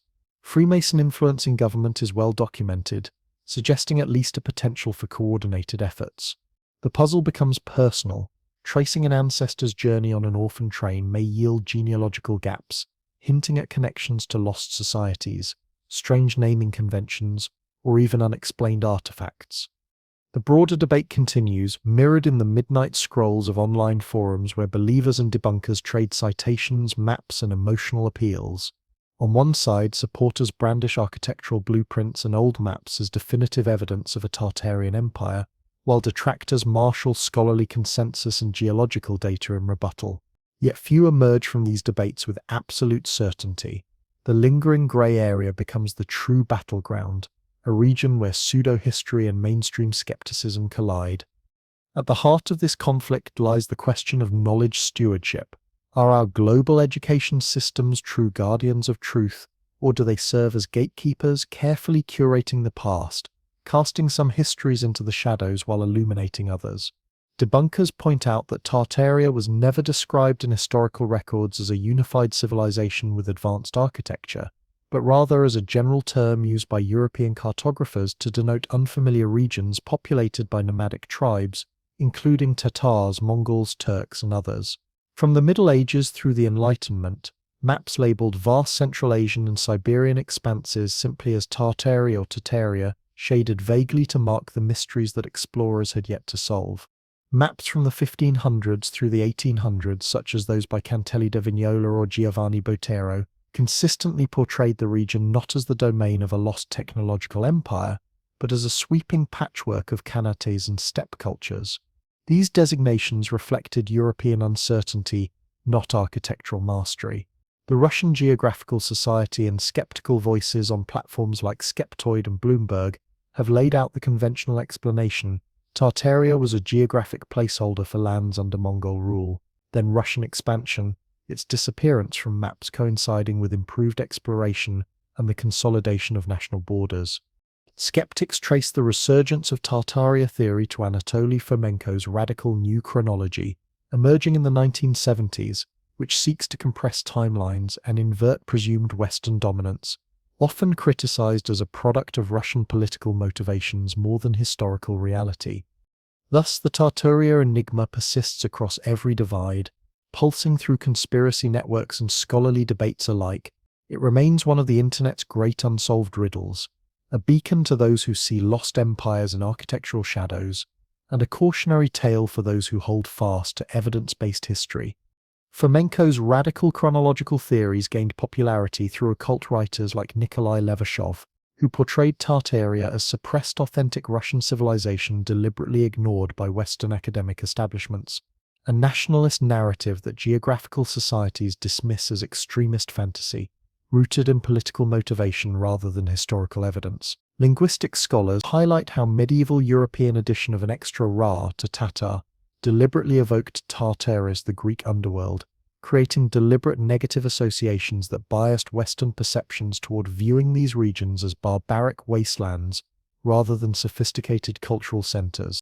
This etymological prejudice, combined with European ignorance regarding Asian historical complexities, birthed mythological narratives that persisted across centuries.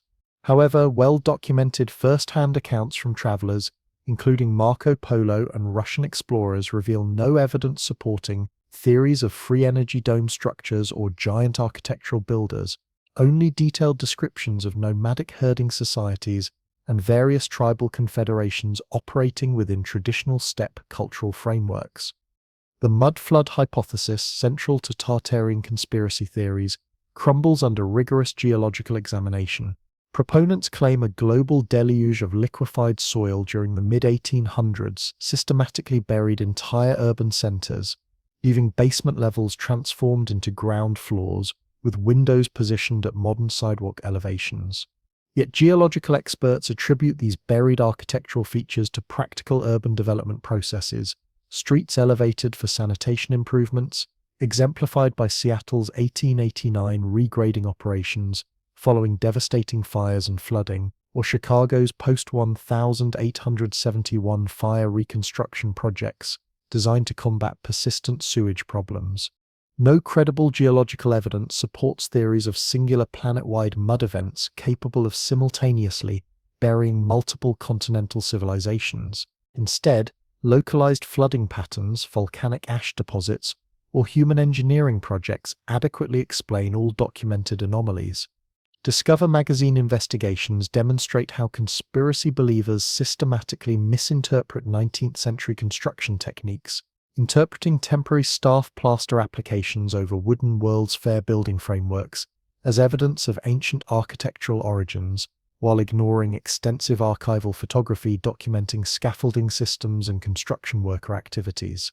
Giant theories fare equally poorly under scientific scrutiny. Sensationalized newspaper reports of 9-foot skeletal discoveries from 1800s excavations consistently proved either deliberate hoaxes or misidentified mammoth bone fragments, with Smithsonian Institution officials clarifying that no such remains exist within their collections, losses attributed to poor preservation techniques rather than institutional conspiracy. Evolutionary biology confirms that human height averages haven't experienced drastic historical variations, while medical conditions like gigantism represent rare pathological anomalies rather than evidence of distinct humanoid races. Biblical Nephilim and Greek Titans represent mythological cultural explanations for natural phenomena or fossilized discoveries, not documented historical facts requiring archaeological validation. Wikipedia entries examining pseudo-historical claims underscore how these theories ignore Asia's extensively documented cultural heritage, from Mongol Empire conquests through diverse Siberian indigenous traditions, reducing genuinely rich historical narratives into simplified fantasy frameworks. Graham Hancock's Ancient Apocalypse Netflix series, frequently cited by believers as mainstream validation, faces similar academic debunking processes. Hancock proposes Ice Age cataclysmic events systematically erased advanced prehistoric societies, linking archaeological sites like Göbekli Tepe to lost technological knowledge. However, professional archaeologists criticize his methodology for cherry-picking supportive data while ignoring radiocarbon dating evidence, placing Göbekli Tepe's construction around 11,000 years ago by hunter-gatherer societies, demonstrating evolving architectural complexity. The Society of American Archaeology formally condemned Hancock's series as pseudo-scientific entertainment, arguing it undermines indigenous cultural histories by attributing genuine achievements to mysterious vanished civilizations. Claims of academic censorship surrounding Netflix's series stem from legitimate scholarly pushback against misinformation rather than systematic knowledge suppression. Hancock's books continue selling millions of copies globally, hardly evidence of hidden suppression. Educational systems face accusations within conspiracy frameworks of deliberately concealing ancient truths to maintain institutional control, teaching Eurocentric historical timelines that systematically dismiss alternative civilizational narratives. Believers question why standard curricula emphasize Greek and Roman achievements while glossing over Asian historical developments, suggesting deliberate omissions designed to perpetuate Western cultural dominance. Yet educational defenders counter that academic curricula evolve continuously with emerging evidence discoveries, while Tartari's cartographic disappearance reflects linguistic obsolescence rather than malicious concealment. Serious dangers emerge from pseudo-historical thinking patterns.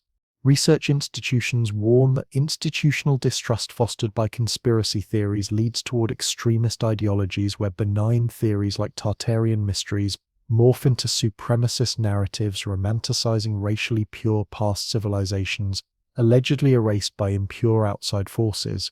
These patterns mirror broader societal trends where alternative historical frameworks enable radical political movements. Why do historical maps maintain such remarkable consistency if Tartarian territories were merely fictional designations? Cartographic historians explain that mapmakers routinely copied previous works, perpetuating geographical errors like California's island depictions until direct surveys corrected misinformation. This copying process explains apparent uniformity without requiring coordinated deception. Educational concealment might represent innocent oversight rather than deliberate conspiracy, yet valid questions persist about curricular priorities that marginalize certain historical narratives while privileging others. Hancock's series, despite methodological flaws, successfully sparked public interest in underrepresented archaeological sites, while challenging established academic orthodoxies. Online debates continue raging across platforms like Reddit's history forums, where users mock Tartarian theories as QAnon of architecture, while simultaneously pondering rapid 19th century construction achievements that might indicate lost building techniques. Bloomberg characterizes these movements as cultural discontent with modernist aesthetics, favoring traditional architectural grandeur, yet acknowledges potential dangers within pseudo-historical thinking. Conspiracy theories erode institutional trust through mechanisms paralleling anti-vaccination movements, demanding excessive proof for established scientific facts, while promoting alternative explanations lacking empirical support. This creates educational challenges where educators must repeatedly address debunked claims rather than advancing genuine knowledge. The central conflict presents debunkers offering extensive evidence, Tartaria as geographical placeholder terminology, mud floods as localized events, giants as mythological constructs. Believers counter with persistent anomalies, uniform global architectural styles, suppressed patent documentation, educational knowledge gaps. Perhaps the genuine danger lies in increasing polarization where healthy questioning transforms into dismissive cynicism, intellectual curiosity curtailed through social ridicule. As investigative threads unravel, consider underlying motivations. If Tartarian theories lack factual basis, why do they generate such emotional resonance? Perhaps they represent yearning for lost wonder within disposable modern culture, or indicate subtle truths embedded within pseudo-historical frameworks. Overlooked civilizations and censored archaeological inquiries might contain kernels of legitimate concern about academic gatekeeping versus open intellectual exploration. Educational institutions may inadvertently conceal diverse historical narratives through slow curricular evolution, while online echo chambers accelerate mythological propagation. Serious dangers accompany pseudo-historical thinking, supporting extremist ideologies like Hyperborean narratives connecting to white supremacist movements, romanticizing Aryan pasts allegedly erased by outsider groups. Yet cartographic consistency remains intriguing. Copied errors or evidence of hidden civilizational unity. Why do ancient archaeological sites like Göbekli Tepe challenge established chronological frameworks while educational systems slowly integrate revolutionary discoveries? Was Netflix's academic backlash legitimate scientific criticism or systematic truth suppression? If educational institutions conceal historical information, what motivates such control? Narrative manipulation serving political purposes, as Fomenko claimed regarding Russian history, or innocent oversight within complex institutional systems. Perhaps hybrid truth emerges, Tartary historically real as geographical region, while accompanying myths reveal deeper human yearnings for lost technologies and harmonious past societies. Dangers accompanying conspiracy thinking include eroding factual foundations while breeding social division, yet questions persist. If all claims face thorough debunking, why does Tartarian theory maintain persistent cultural appeal? Educational failures concealing diverse historical narratives, or fundamental human psychological needs for mystery within mundane contemporary existence? The Tartarian enigma endures through ongoing tension between documented facts and imaginative speculation, inviting deeper investigation. What emerges from peeling away conspiratorial layers? Validated concerns about systematic knowledge concealment or simple human attraction to romantic alternatives? Curiosity beckons continued examination. Scrutinize cartographic evidence. Challenge textual authorities, weigh competing explanations carefully. Under debunking illumination, conspiracy theories diminish, yet persistent shadows whisper alternative possibilities. The investigative quest continues, balancing healthy skepticism with intellectual wonder as truth gradually emerges from contentious debates. As we draw the veil on this exploration of Tartaria's shadowed legacy, consider the quiet persistence of its echoes in our modern world, not as museum relics gathering dust, but as living threads woven into possibility's fabric, inviting us to envision futures where an ancient empire's lost harmonies might yet be reclaimed. Tartaria's diaspora, scattered like cosmic stardust across continents, manifests through subtle anomalies challenging everyday perceptions. Star forts generate unexplained electromagnetic pulses during solar flare events. Ancient dome structures cause compass malfunctions and directional confusion. Archaeological ruins where visitors report fleeting visions or unexplained warmth sensations suggest psychic imprints lingering within stone matrices. These aren't mere tourist curiosities, They whisper of civilizations balancing technology with spiritual development, offering hope that humanity might transcend current divisive epochs while rediscovering unity that once powered global Renaissance periods.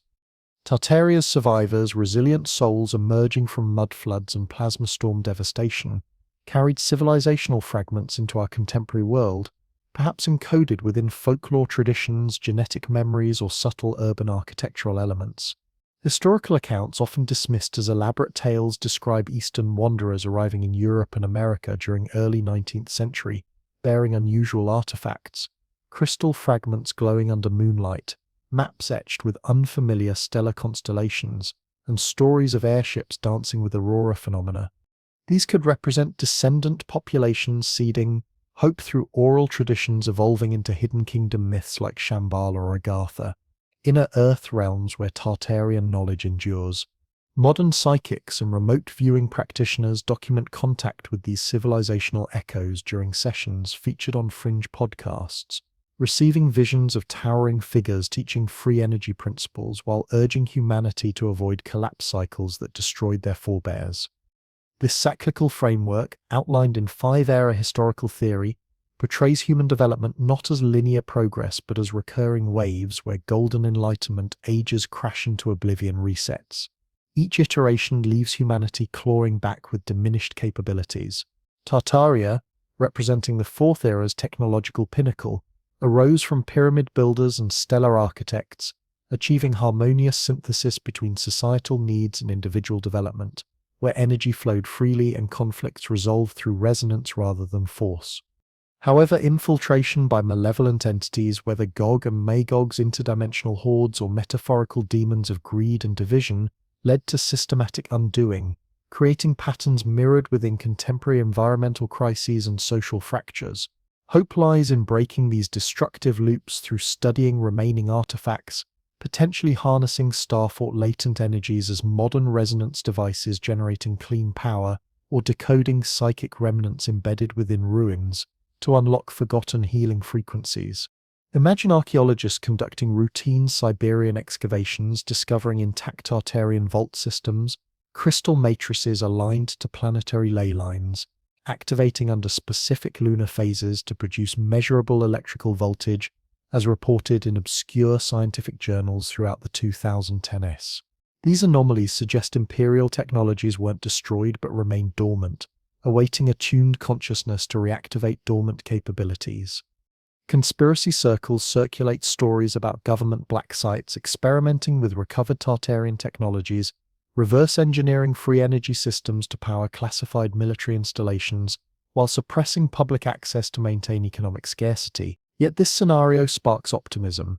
If whistleblowers and independent researchers successfully replicate these discoveries, demonstrated through YouTube videos of homemade Tesla coils, drawing ambient atmospheric power, humanity stands poised to reclaim this technological legacy, transitioning from our disposable 5th era toward renewed Golden Dawn possibilities. Psychic traces infuse the Tartaria narrative with a uniquely intimate wonder. Visitors at ancient sites like the enigmatic Bosnian pyramids or Scottish vitrified forts often experience vivid dreams and intuitive flashes after their journeys, describing immersive sensations of reliving daily life in lost Tartarian communities. These accounts speak of gatherings beneath vaulted domes where thoughts seem to amplify through harmonious architecture, fostering a unity of purpose and empathic collaboration. The skies were crossed by airships moving freely over borders once thought impassable. Rather than mere hallucination, parapsychological studies, despite their controversial status, have recorded elevated theta and alpha wave activity among individuals at such locations, hinting at phenomena of imprinted consciousness within the stones themselves. This glimmer of hope that humanity might once again access such echoes guides the work of modern explorers. Meditation techniques and biofeedback devices (BOF) apps are being developed to synchronize brainwaves, offering users the possibility to tune in to residual Tartarian wisdom locked within the landscape. The potential, if harnessed, is staggering. Blueprints for sustainable societies, hints at non-violent conflict resolution, and breakthroughs inspired by ancient practices. The dream is that, by learning from these psychic remnants, we can avoid repeating the prideful mistakes that once spelled the end for enlightened ages. Education emerges as a pivotal force in this reclamation. Critics accuse current schooling of burying alternative histories, of ignoring cycles of rise and fall that might impart essential resilience. A new vision for curricula, incorporating Hancock's cataclysmic timelines alongside standard history, would encourage the kind of questioning and innovation needed to break free from repeating resets. Online communities like Reddit's Tartaria threads and Discord channels debating mud flood artifacts already embody these ideals. Ordinary people aggregating data, analyzing urban anomalies, designing grassroots energy projects, and challenging ingrained dogmas. Dissonance extends into the cultural realm. Folk music traditions from Siberian tribes use modal melodies and trance-inducing rhythms, which may be living artifacts of Tartarian sound technology. Crop circle formations, whether created by human or unknown hands, mimic geometric motifs said to be messages from ancient survivors, urging unity in a fractured and climatologically stressed world. As rising seas echo the downfall of Atlantis, the story of Tartaria offers inspiration, mobility in crisis, crystals as precursors for solar innovation, and resilience against planetary upheaval. Yet optimism must be tempered with realism. Efforts to reclaim free energy at the heart of Tartaria's legend risk disruption of entrenched industries. Evidence mounts of patent suppression for over-unity devices, while theorists warn of a looming reset should vested interests seek to maintain control. Counterforces emerge in grassroots activism, off-grid communities engineering resonance-based technologies to heal landscapes and reduce dependency on centralized, scarcity-driven systems. Genetics may provide additional clues. Studies find unexplained markers in Eurasian populations, elevated mitochondrial diversity, adaptable immune traits, potentially reflecting the legacy of Tartarian survivors. Psychic explorations, like those pioneered in Edgar Cayce's readings, propose that Adiyashic historical memory records are within reach for all. These blueprints for harmonious futures might well be encoded at the cellular level, waiting for conducive social and technological conditions to be unlocked. Tartaria's Dan, its energetic imprint, remains alive, not as a lamentation of loss but as an invitation. Its anomalous artifacts, enduring through time and shifting narrative, fuel endless curiosity and ambition. To honor survivors is to embrace the unknown, forging paths toward energy liberation, social unity, and histories that illuminate rather than confine. As the threads of Tartaria's story approach closure, resilient sparks endure, not fading embers but luminous seeds of renewal, beckoning us toward collective growth. These echoes are more than curiosities. They offer a pragmatic blueprint for hope, a means to transcend cycles of collapse by harnessing energies that once powered an age of enlightenment. The star forts, geometric marvels scattered from the old world to the new, stand as mute reminders, their enduring electromagnetic anomalies hinting at untapped power. Modern investigators, wielding electromagnetic field detectors, have documented surges at sites like Fort Monroe in Virginia and the Citadel of Besançon in France during periods of heightened geomagnetic activity, suggesting the angles and materials continue to interact with Earth's forces. Some theorists propose the forts were designed as dormant generators, purpose-built by Tartarians to draw energy from the planet's ley lines, now lying dormant, awaiting rediscovery and modernization. Imagine local communities retrofitting these structures with piezoelectric modules to create microgrids capable of providing clean energy, bypassing fossil fuel dependency, and directly embodying suppressed free energy principles. Case studies, documented in obscure engineering publications, hint at pilot projects in isolated regions employing similar geometry, with results showing promising energy yields. Such innovation suggests the possibility of scaling up these systems to counter climate threats.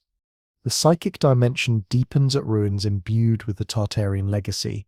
At the Bosnian pyramids, sites that blur the line between natural and artificial, visitors have described powerful intuitions and even dream sequences corresponding to ancient social rituals, communal gatherings beneath resonance domes cultivating emotional connections and creative solutions. Parapsychological observations, still at the fringe, note elevated alpha brain waves in these environments, as if the stones retain a living memory from a society where technological advancement was matched by spiritual harmony. This optimism propels new therapeutic possibilities. Buddha feedback apps, meditation retreats set among ancient ruins, and sound baths in cathedral chambers may unlock access to this imprinted wisdom, offering paths toward conflict resolution, creative problem solving, and healing societal divides. If these sites once functioned as both energetic and cultural centers, modern application of their underlying principles could inspire new models for collective well-being. This hope extends fully to the revival of free energy. Tartarian law describes atmospheric and crystalline technologies, yielding boundless power without environmental cost. Modern inventors, drawing on suppressed Tesla-inspired designs, now experiment openly with devices that harvest ambient electricity, lighting homes during thunderstorms, powering off-grid communities, defying claims of impossibility. Crowd-funded prototypes on platforms like Kickstarter have demonstrated steady progress, generating small but sufficient voltages to be viable alternatives to conventional means. Meanwhile, independent researchers, often anonymized to avoid patent suppression, share blueprints and experimental results in underground networks, driving a quiet revolution in energy technology. Imagine a world where rooftops resemble Tartarian domes, harvesting both solar and etheric energy, democratizing power, and effectively ending the cycles of monopoly and reset that have defined past ages. Such a society would break free from the old patterns of domination, ensuring no elite could ever repossess the tools of progress. This vision is animated by the warmth of survivor legacies. Oral histories among Siberian indigenous groups describe ancestors who migrated west after great mud seas, bringing with them knowledge of communal harmony and spiritual balance. These influences persist in shamanic practices and traditional architectures that echo Tartarian lore, blending with modern solar and crystal technologies to create new sustainable models. Genetic research continues to offer tantalizing clues: greater mitochondrial diversity, adaptive strengths in populations across Central Asia and Europe, perhaps reflecting ancient migrations and selective pressures after the collapse of sophisticated societies. Some see this as the very kernel for future bioengineering initiatives, where advances in CRISPR and related biotechnologies amplify traits of resilience and intuition, guiding a new generation toward environmental symbiosis and cultural stability. Community-driven projects demonstrate the viability of these ideas.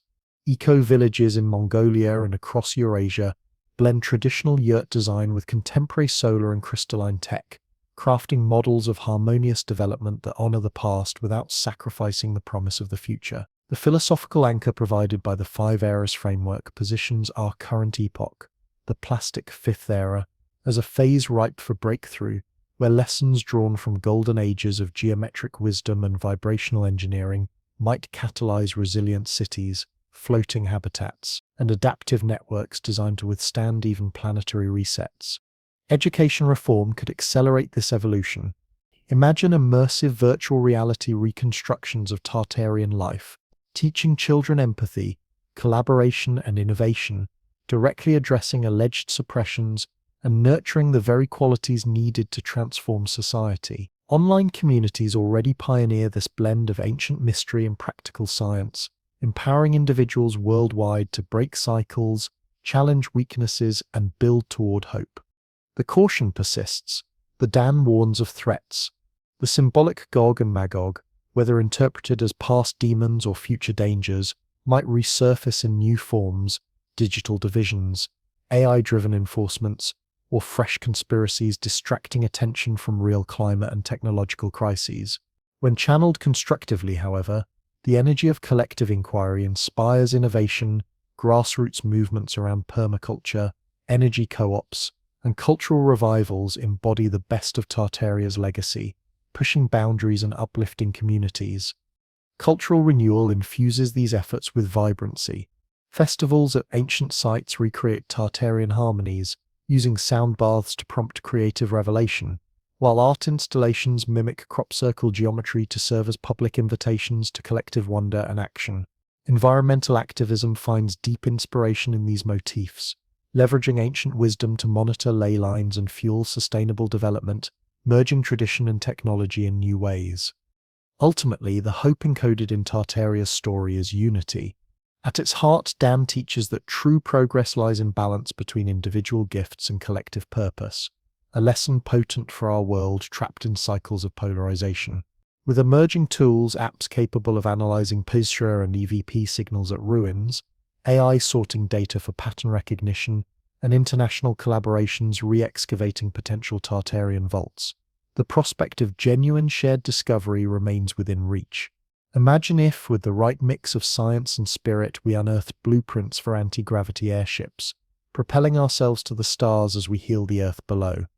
As inheritors of this legacy, the crossroads is clear, whether to repeat the cycles of collapse or to forge ahead, reclaiming free energy and balanced societies.